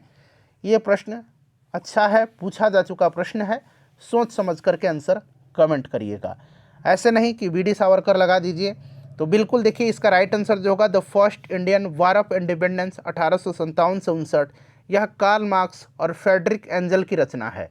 ऑप्शन नंबर ए जो लोग भी दे रहे हैं बिल्कुल राइट आंसर है, ठीक है ना। The Indian war of independence 1857 जो है ये वी डी सावरकर की है, the Indian war of independence 1857, और ये the first Indian war of independence 1857 से 59 है, यह कार्ल मार्क्स की है। आप चेक भी कर सकते हैं, ठीक है ना, कमेंट करने से पहले आप एक बार वेरीफाई कर लीजिएगा खुद को। चलिए मैंने जहाँ तक किया है कार्ल मार्क्स इसका आंसर होगा। चलिए नेक्स्ट क्वेश्चन है हमारा कि राजा राम मोहन राय द्वारा ब्रह्म समाज की स्थापना कब की गई थी? राजा राम मोहन राय ने ब्रह्म समाज की स्थापना कब किया था? भारतीय पुनर्जागरण के जनक कहे जाते हैं, भारत में पत्रकारिता का अग्रदूत इनको कहा जाता है, और इन्होंने 1828 में जो है ब्रह्म समाज की स्थापना किया था। वेदांत कॉलेज की स्थापना इन्होंने 1825 में किया था, ठीक है ना, इस चीज़ को भी आप ध्यान रखिएगा। चलिए नेक्स्ट क्वेश्चन कर लेंगे हम। अगला प्रश्न है कि तुहफात अल मौदीन के रचनाकार कौन है? तुहफात अल मौदीन के रचनाकार कौन है? बताइए, तुल्फात अल मौदीन के रचनाकार कौन है? तो इसके रचनाकार हैं राजा राम मोहन राय। अच्छा, राजा राम मोहन राय की एक पुस्तक है a gift to monotheist, a gift to, यहाँ मैं लिखता हूँ ए गिफ्ट टू मोनोथेइस्ट, ठीक है ना। ये रचना पूछा जा चुका है ऑलरेडी बिहार के एग्जाम में, किसकी है? तो राजा राम मोहन राय की है, ए गिफ्ट टू मोनोथेइस्ट, याद रखिएगा, ठीक है ना, बड़ा ही महत्वपूर्ण है। चलिए उसके बाद नेक्स्ट क्वेश्चन है हमारा कि फारसी साप्ताहिक मिरात अल अखबार का प्रकाशन, मतलब प्रकाशित इसको कौन करते थे? फारसी साप्ताहिक है या मिरात उल अखबार, इसके प्रकाशन कौन करते थे, प्रकाशित करते थे इसको कौन? तो राजा राम मोहन राय, राजा राम मोहन राय राइट आंसर हो जाएगा। अच्छा, संवाद कौमुदी है जो है, संवाद कौमुदी ये भी इन्हीं की है, याद रखिएगा। संवाद कौमुदी का प्रकाशन यही करते थे राजा राम मोहन राय भी, ये भी ध्यान रखिएगा आप। चलिए अगला प्रश्न हमारा कि तहजीब उल अखलाक के रचनाकार कौन है? तहजीब उल अखलाक के रचनाकार कौन है? बताइए, राइट आंसर इसका क्या हो जाएगा? तहजीब उल अखलाक के रचनाकार कौन है? तो फ्रेंड्स ये सर सैयद अहमद खान है, सैयद अहमद खान है, याद रखिएगा। और Aligarh Mohammedan Anglo oriental college की स्थापना 1875 में सर सैयद अहमद खान ने ही किया था, यह भी आप ध्यान रखिएगा। नेक्स्ट क्वेश्चन कर लेंगे कि निम्नलिखित में से किसने कहा था कि अच्छा शासन स्वशासन का स्थानापन्न नहीं है? अच्छा शासन स्वशासन का स्थानापन्न नहीं है, यह किसने कहा था? बताइए, यह किसने कहा था? राइट आंसर इसका क्या होगा? तो फ्रेंड्स देखिए, यह कहा था किसने कि अच्छा शासन स्वशासन का स्थानापन्न नहीं है? तो ये स्वामी दयानंद सरस्वती जी ने कहा था। वेदों की ओर लौटो का नारा इन्होंने दिया है। आर्य समाज की स्थापना 1875 में इन्होंने किया था। सत्यार्थ प्रकाश इन्हीं की रचना है, सत्यार्थ प्रकाश। इनके विचार इसी में संकलित हैं, सत्यार्थ प्रकाश में, याद रखिएगा। चलिए उसके बाद नेक्स्ट क्वेश्चन है हमारा कि वेदों की ओर लौटो यह नारा किसने दिया था। वेदों की ओर लौटो यह नारा किसने दिया था। सभी लोग आंसर कमेंट करिए। अभी मैंने तुरंत बताया था कि वेदों की ओर लौटो यह नारा किसने दिया था। जल्दी जल्दी आंसर कमेंट करिएगा सभी लोग। तो ये दयानंद सरस्वती राइट आंसर हो जाएगा। देखिए बाल विवाह प्रथा को नियंत्रित करने के लिए, ठीक है ना, बाल विवाह प्रथा को नियंत्रित करने हेतु 1872 के सिविल मैरिज एक्ट ने लड़कियों की विवाह की न्यूनतम उम्र निर्धारित किया था। 1872 में ये सिविल मैरिज एक्ट आया था और उसमें जो है बाल विवाह प्रथा को नियंत्रित करने के लिए जो बालिकाएं हैं, लड़कियां हैं, उनकी विवाह की न्यूनतम उम्र जो है यह निर्धारित कितना किया गया था। तो फ्रेंड्स ये ध्यान रखिएगा, यह निर्धारित किया गया था 14 वर्ष, ठीक है ना, 14 वर्ष। और एक शारदा एक्ट आया था, आगे भी आपको मिलेगा, ठीक है ना, 1929 में शारदा एक्ट आया था। चलिए नेक्स्ट क्वेश्चन कर लेंगे कि निम्न में से किस व्यक्ति ने सर्वप्रथम स्वराज शब्द का प्रयोग किया और हिंदी को राष्ट्रभाषा माना था। निम्नलिखित में से किस व्यक्ति ने सर्वप्रथम स्वराज शब्द का प्रयोग किया और हिंदी को राष्ट्रभाषा माना था। राइट आंसर क्या होगा कमेंट करिएगा, जल्दी जल्दी कमेंट करिए फ्रेंड्स। राइट आंसर इसका हो जाएगा आपका दयानंद सरस्वती जी ने स्वराज शब्द का प्रयोग किया सर्वप्रथम और हिंदी को राजभाषा राष्ट्रभाषा माना।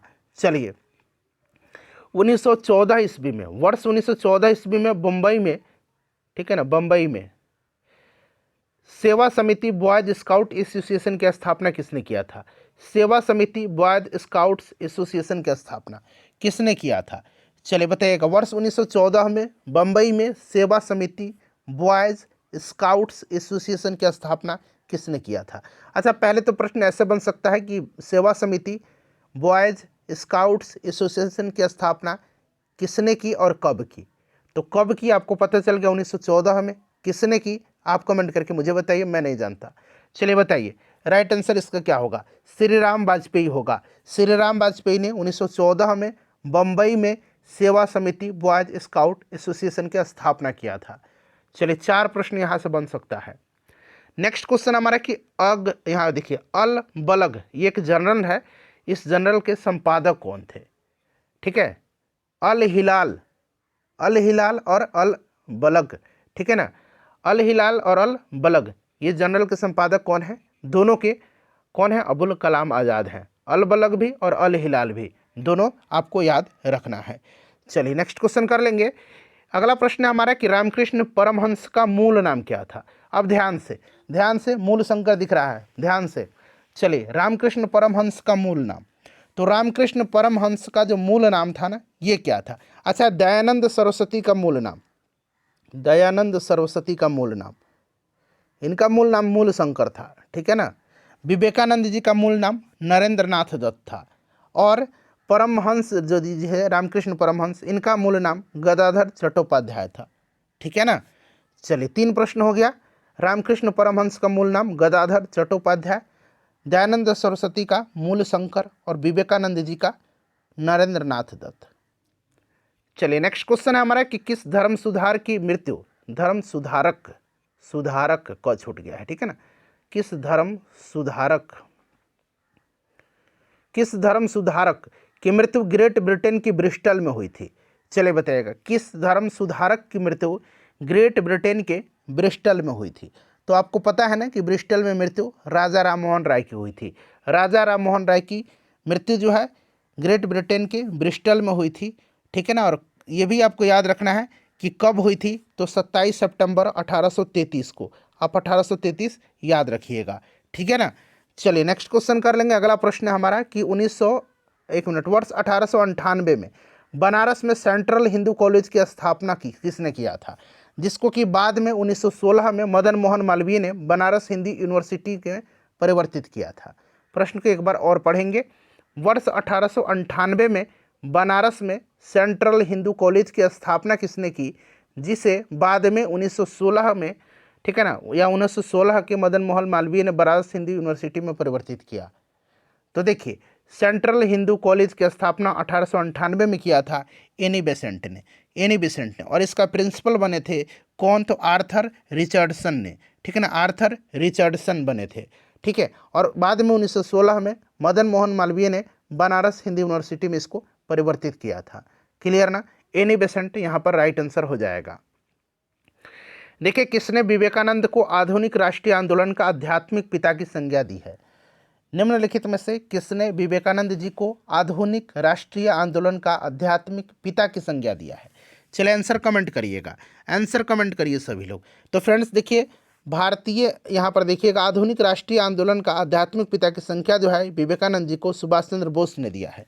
किसने? सुभाष चंद्र बोस जी ने दिया है। नेक्स्ट क्वेश्चन हमारा कि वर्ष 1863 ईस्वी में कलकत्ता में मोहम्मदन एसोसिएशन की स्थापना किसने किया था?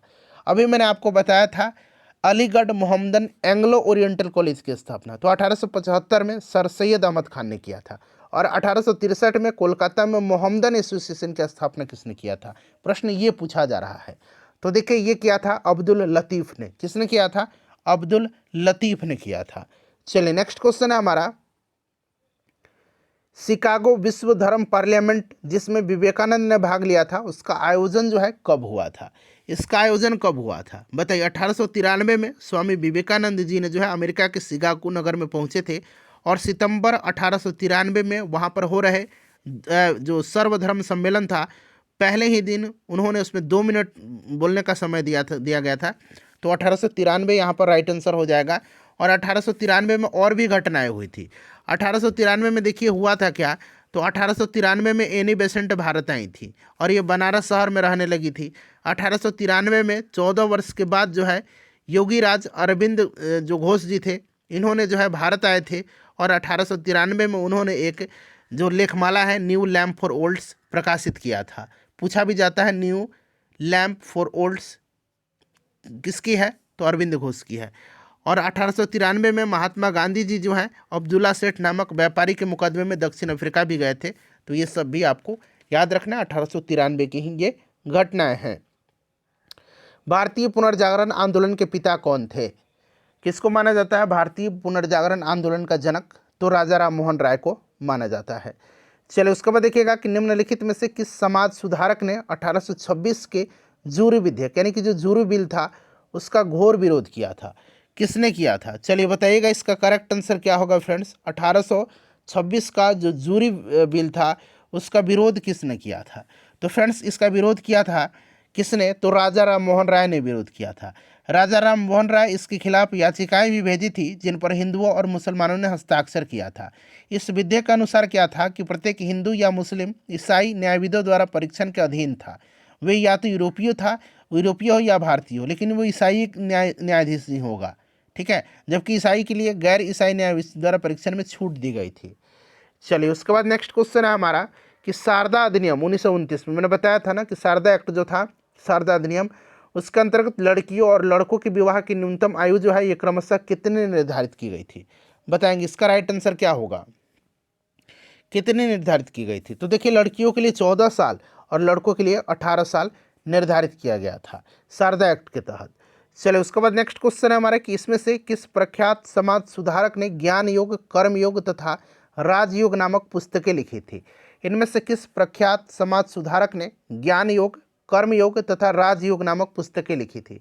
तो फ्रेंड्स यह है स्वामी विवेकानंद जी का, स्वामी विवेकानंद जी की पुस्तक है। चलिए उसके बाद नेक्स्ट क्वेश्चन कर लेंगे फ्रेंड्स कि वर्ष 1906 में बम्बई में दलित वर्ग मिशन समाज यानी कि डिप्रेस्ड क्लास मिशन सोसाइटी की स्थापना किसने किया था? ये सन आप याद रखिएगा वरना प्रश्न जो है आपसे गड़बड़ हो सकता है। तो देखिए 1906 में बम्बई में दलित वर्ग मिशन समाज यानी कि डिप्रेस्ड क्लास मिशन सोसाइटी की स्थापना जो है यह किया था किसने? तो फ्रेंड्स यह किया था विठल रामजी शिंदे ने, यानी कि VR शिंदे ने किया था, ठीक है ना। और देखिए 1930 में डिप्रेस्ड क्लास फेडरेशन की स्थापना बाबा साहब अम्बेडकर ने किया था, डिप्रेस्ड क्लास फेडरेशन की स्थापना, ठीक है ना। और 1936 में जो है इन्होंने स्वतंत्र श्रमिक पार्टी की भी स्थापना किया था। स्वतंत्र श्रमिक पार्टी की स्थापना किसने किया था? तो बाबा साहब अम्बेडकर ने 1936 में। चलिए उसके बाद नेक्स्ट क्वेश्चन है कि महाराष्ट्र में रामोसी कृषक जत्था किसने स्थापित किया था?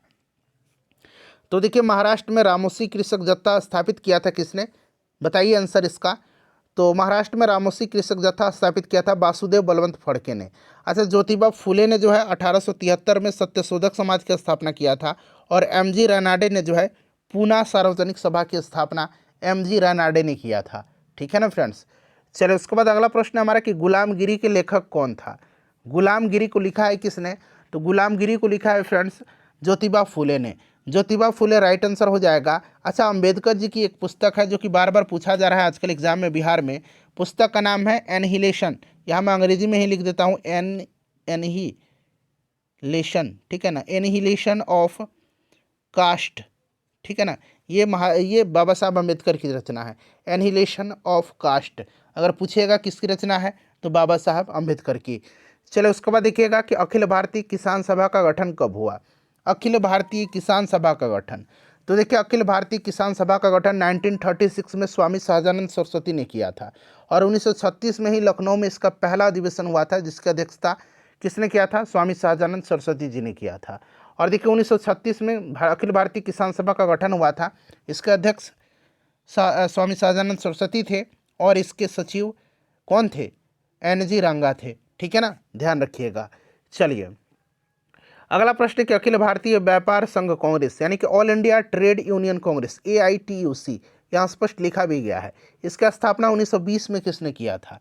चलिए बताइए, अखिल भारतीय व्यापार कांग्रेस संघ यानी कि all India trade union Congress, इसकी स्थापना किसने किया था। तो देखिए इसकी स्थापना जो किया था ना फ्रेंड्स, ये किसने किया था, तो NM जोशी ने किया था। NM जोशी ने किया था। ऑप्शन नंबर यहाँ पर ए राइट आंसर हो जाएगा। उसके बाद देखिए भारतीय शिक्षा का मैग्ना कार्टा यानी कि महाधिकार पत्र किसको कहा जाता है। भारतीय शिक्षा का मैग्ना कार्टा किसको कहा जाता है। देखिए भारतीय शिक्षा का मैग्ना कार्टा जो है ये वुड डिस्पैच को यानी कि वुड की घोषणा पत्र जो 1854 में लॉर्ड डलहौजी के समय लागू हुआ था उसी को कहा जाता है। वुड डिस्पैच 1854 में लागू हुआ था, किसके समय में, तो लॉर्ड डलहौजी के कार्यकाल के दौरान। इस चीज़ को आप ध्यान रखेंगे आप। चलिए उसके बाद नेक्स्ट क्वेश्चन है हमारा कि हिंदू कॉलेज कलकत्ता 1817 में इसकी स्थापना हुई, जो कि पाश्चात्य पद्धति पर उच्च शिक्षा देने का प्रथम कॉलेज था, जिसका धार्मिक शिक्षा से कोई संबंध नहीं था। इसकी स्थापना किसने किया था बताइए। तो हिंदू कॉलेज कलकत्ता 1817 जो कि पाश्चात्य पद्धति पर उच्च शिक्षा देने का प्रथम कॉलेज था, इसकी स्थापना जो है किसने किया था, तो इसकी स्थापना डेविड हेयर ने किया था। डेविड हेयर ने किया था। ठीक है ना, राजा राम मोहन राय भी इसमें थे, डेविड हेयर ने किया था। चलिए उसके बाद नेक्स्ट क्वेश्चन हमारा कि निम्नलिखित में से कौन बंगाल में अस्थायी बंदोबस्त का प्रस्तावक था। अस्थायी बंदोबस्त का प्रस्तावक पूछा गया है।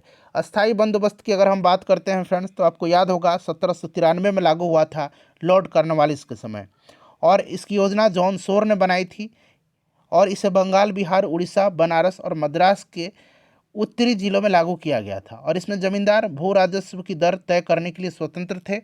जॉन शोर ने बनाई थी। ठीक है ना, लॉर्ड कॉर्नवालिस के समय 1793 में यह लागू हुआ था। चलिए उसके बाद नेक्स्ट क्वेश्चन है हमारा कि कांग्रेस के किस अधिवेशन में पहली बार कांग्रेस द्वारा मौलिक अधिकारों और राष्ट्रीय आर्थिक कार्यक्रमों से संबंधित प्रस्ताव पारित किए गए। बड़ा ही महत्वपूर्ण प्रश्न है। चलिए बताइएगा इसका राइट आंसर क्या होगा। सभी लोग आंसर कमेंट करिए। देखिए फ्रेंड्स, कांग्रेस के किस अधिवेशन में पहली बार कांग्रेस द्वारा मौलिक अधिकारों और राष्ट्रीय आर्थिक कार्यक्रमों से संबंधित प्रस्ताव पारित किए गए थे, तो ये 1931 का कराची अधिवेशन था, जिसकी अध्यक्षता सरदार वल्लभ भाई पटेल ने किया था। ठीक है ना, इसी में जो है कांग्रेस द्वारा मौलिक अधिकारों और राष्ट्रीय आर्थिक कार्यक्रमों से संबंधित प्रस्ताव को पारित किया गया था। और यहाँ पर देखिए 1929 का जो लाहौर अधिवेशन था ना, इसमें क्या हुआ था, पूर्ण स्वराज का प्रस्ताव पारित किया गया था 1929 में, जिसकी अध्यक्षता पंडित जवाहरलाल नेहरू जी ने किया था। चलिए देखिए, भारत में विकेंद्रीकरण का शुभारंभ किसके समय में हुआ था। भारत में विकेंद्रीकरण का शुभारंभ किसके समय में हुआ था, तो देखिए भारत में स्थानीय स्वशासन का जनक लॉर्ड रिपन को माना जाता है। लॉर्ड रिपन को इसी के समय जो है 1882 में वर्नाक्यूलर प्रेस एक्ट को निरस्त किया गया। इसी के समय में 1881 में जो है, ध्यान रखिएगा, नियमित जनगणना सर्वप्रथम कराई गई थी। और इसी के समय 1881 में जो है प्रथम कारखाना अधिनियम पारित हुआ था। फ्लोरेंस नाइटिंगेल ने लॉर्ड रिपन को जो है भारत में उद्धारक की संज्ञा दी है। ठीक है ना, ये भी आप ध्यान रखिएगा, भारत के उद्धारक की संज्ञा। देखिए the economic history of India के लेखक कौन है। The economic history of India के लेखक कौन है बताइए। The economic history of India को लिखा है रोमेश चंद्र दत्त ने। रोमेश चंद्र, कहीं इस तरह से आपको रोमेश चंद्र दत्त मिल जाएगा। ठीक है ना, रोमेश चंद्र दत्त ने लिखा है।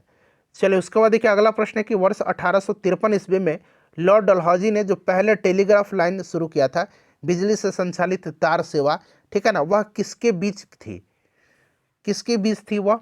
1853 में लॉर्ड डलहौजी ने जो पहली टेलीग्राम लाइन शुरू किया था। अच्छा, 1853 में ही आपको पता है लॉर्ड डलहौजी के समय ही बम्बई से थाने के बीच पहली बार रेलगाड़ी चलाई गई थी।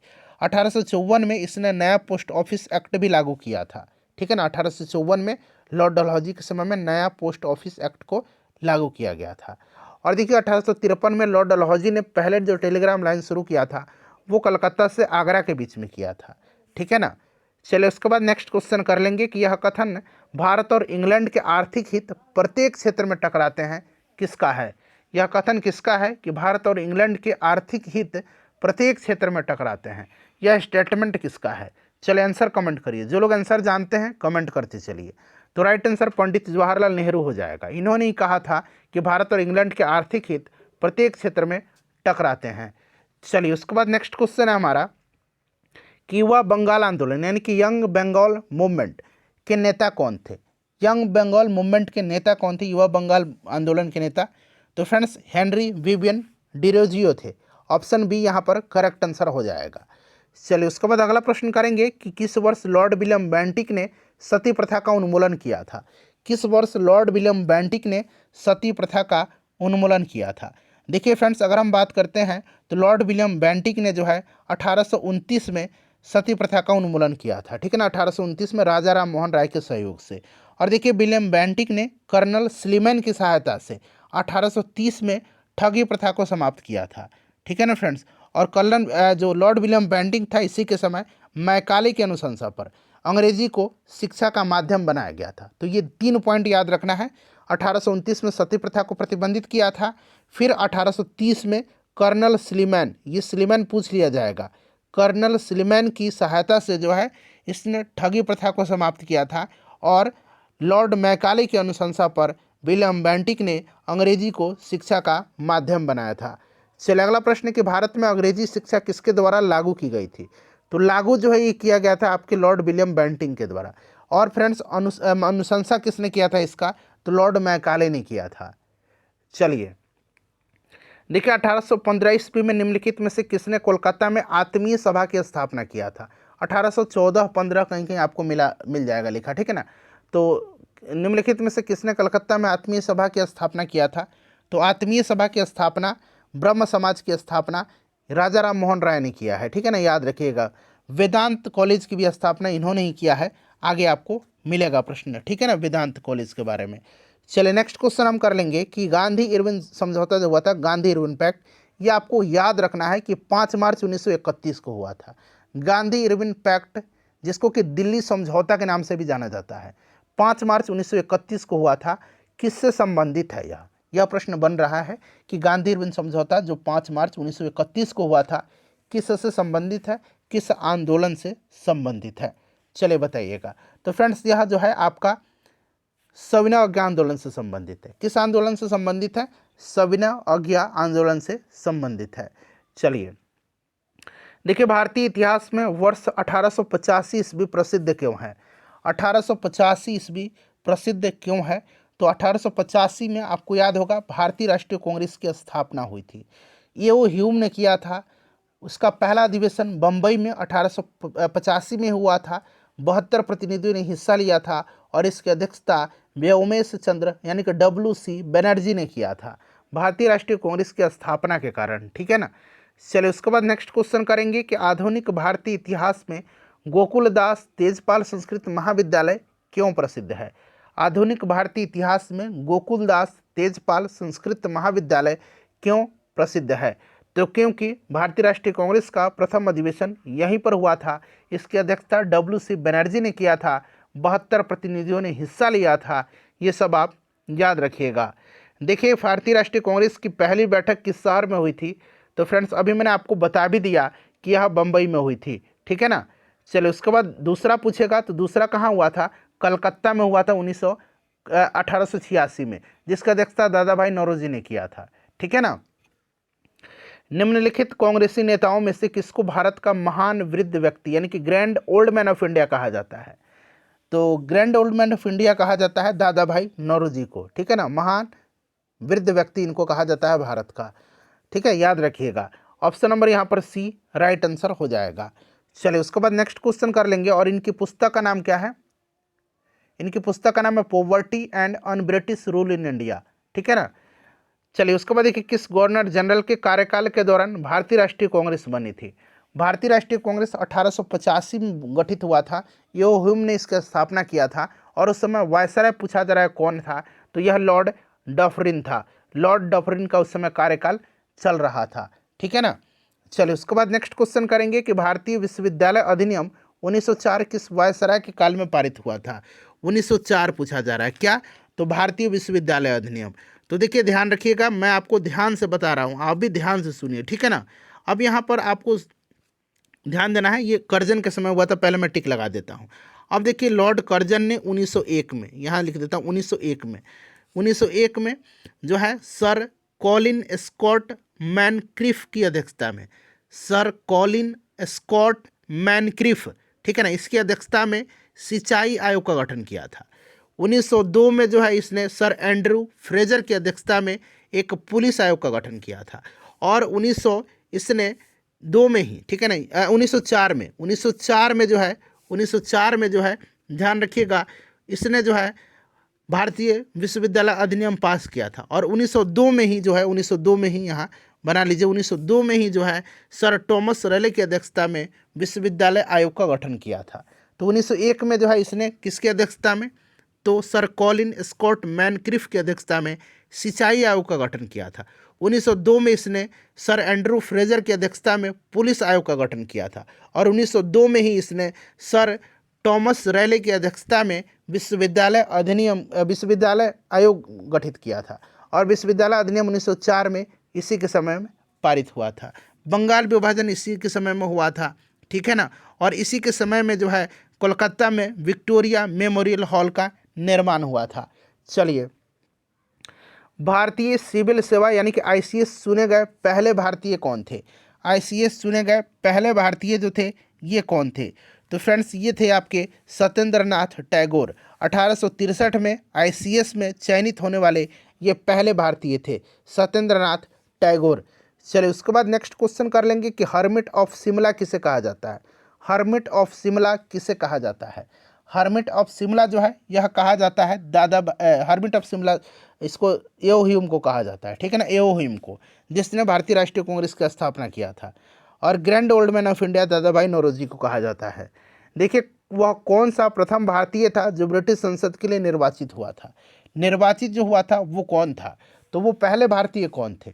तो ये दादा भाई नौरोजी थे। 1892 के आम चुनाव में जो है फिन्सबरी सेंट्रल से यह लिबरल पार्टी के लिए चुने गए थे और पहले ब्रिटिश भारतीय सांसद थे, दादा भाई नौरोजी।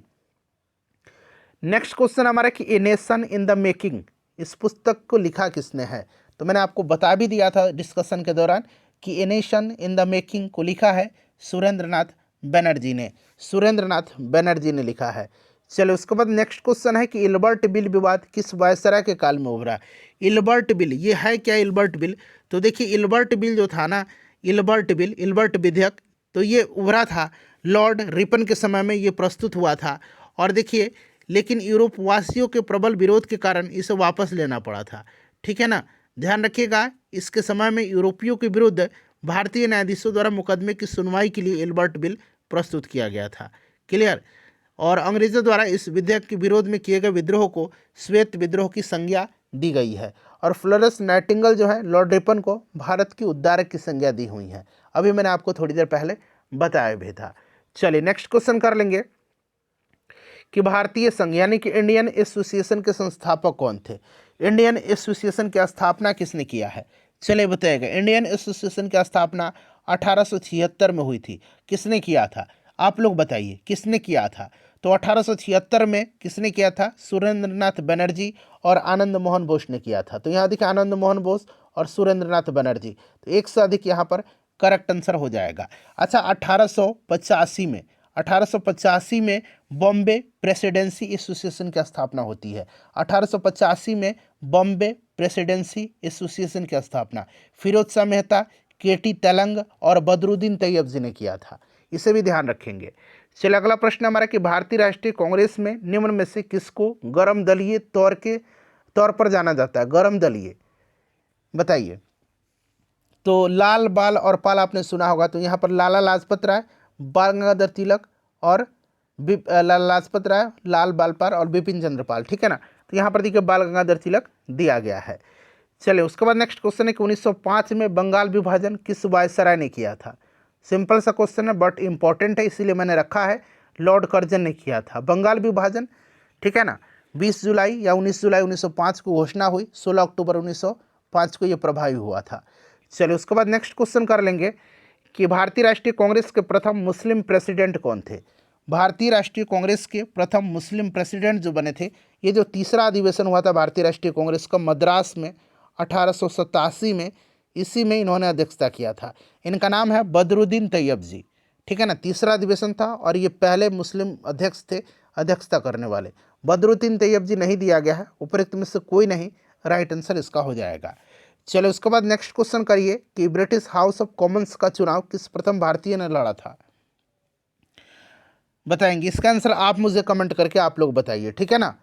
चलिए उसके बाद नेक्स्ट क्वेश्चन कर लेंगे कि किसने कहा था कि कांग्रेस पतन के लिए लड़खड़ा रही है और मेरी सबसे बड़ी अभिलाषा है कि जब तक मैं भारत में हूँ कांग्रेस की शांतिपूर्ण समाप्ति में सहयोग करना है। तो यह स्टेटमेंट जो है किसका है? कांग्रेस पतन के लिए लड़खड़ा रही है। ये पिछले बार जो है बीपीएससी TRE 2.0 में पूछा गया प्रश्न है, ठीक है ना। बताइएगा मेरी सबसे बड़ी अभिलाषा है कि जब तक मैं भारत में हूँ कांग्रेस की शांतिपूर्ण समाप्ति में सहयोग करना है। यह लॉर्ड कर्जन का स्टेटमेंट है, लॉर्ड कर्जन का, ठीक है ना। चलिए उसके बाद नेक्स्ट क्वेश्चन करेंगे कि भारतीय राष्ट्रीय कांग्रेस के 1905 के बनारस अधिवेशन के अध्यक्ष कौन थे? 1905 के बनारस अधिवेशन की अध्यक्षता किसने किया था? तो फ्रेंड्स ये किया था किसने? 1905 में गोपाल कृष्ण गोखले ने किया था। गोपाल कृष्ण गोखले ने किया था, ठीक है ना, याद रखिएगा गोपाल कृष्ण गोखले ने किया था। बड़ा ही महत्वपूर्ण है, गोपाल कृष्ण गोखले ने किया था। चलो उसके बाद देख लीजिएगा कि दादा भाई नौरोजी ने 1866 ईस्वी में ईस्ट इंडिया एसोसिएशन की स्थापना कहाँ किया था? 1866 में ईस्ट इंडिया एसोसिएशन की स्थापना किसने किया था? तो दादा भाई नौरोजी ने किया था। ईस्ट इंडिया एसोसिएशन की स्थापना कब हुई थी? 1866 में हुई थी। किसने किया था? दादा भाई नौरोजी ने किया था। कहाँ किया था? तो फ्रेंड्स लंदन में किया था, ठीक है ना।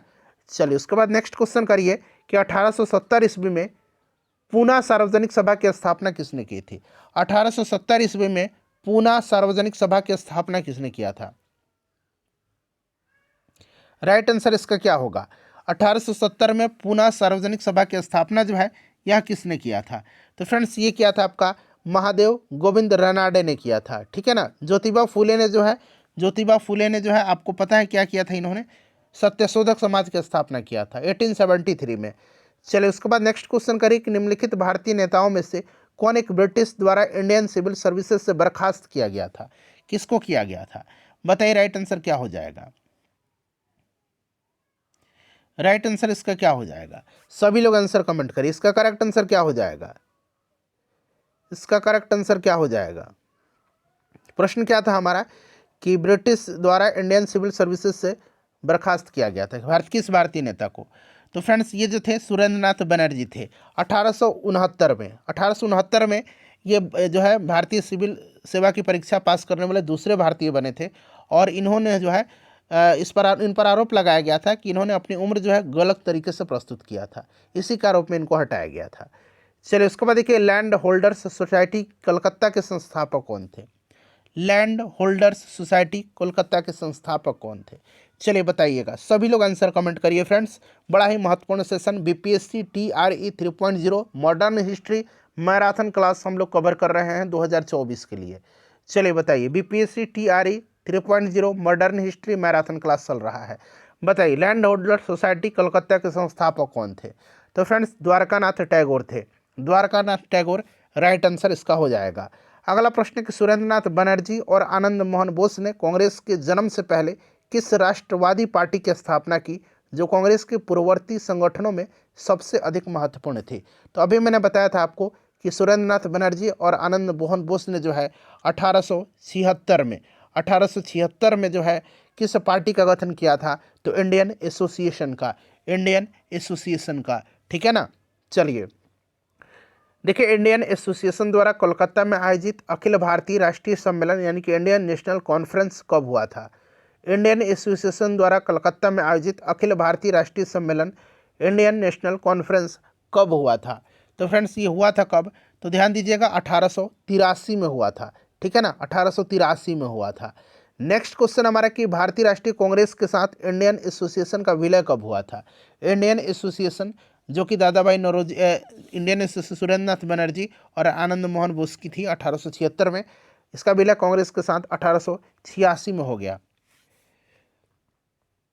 चलिए नेक्स्ट क्वेश्चन है कि भारतीय राष्ट्रीय कांग्रेस के प्रथम सत्र की बैठक में कितने प्रतिनिधियों ने भाग लिया था? तो ये बंबई में हुआ था, डब्ल्यू.सी. बनर्जी अध्यक्ष थे और इसमें 72 प्रतिनिधियों ने हिस्सा लिया था। 72 राइट आंसर हो जाएगा, 72। चलिए उसके बाद नेक्स्ट क्वेश्चन करिएगा। अगला प्रश्न है सुमेलित करना है। एक मिनट, नहीं सुमेलित नहीं है, इसमें कौन सा सुमेलित नहीं है, और यहाँ से आपको आंसर चुन करके बताना है, ठीक है। केवल एक, केवल दो, केवल तीन, चार, एक से अधिक कोई नहीं। चलिए देखिए कौन सा इसमें से सुमेलित नहीं है। देखिए history of Indian national Congress, ये पट्टाभी सीतारामैया की पुस्तक है, बिल्कुल सही है।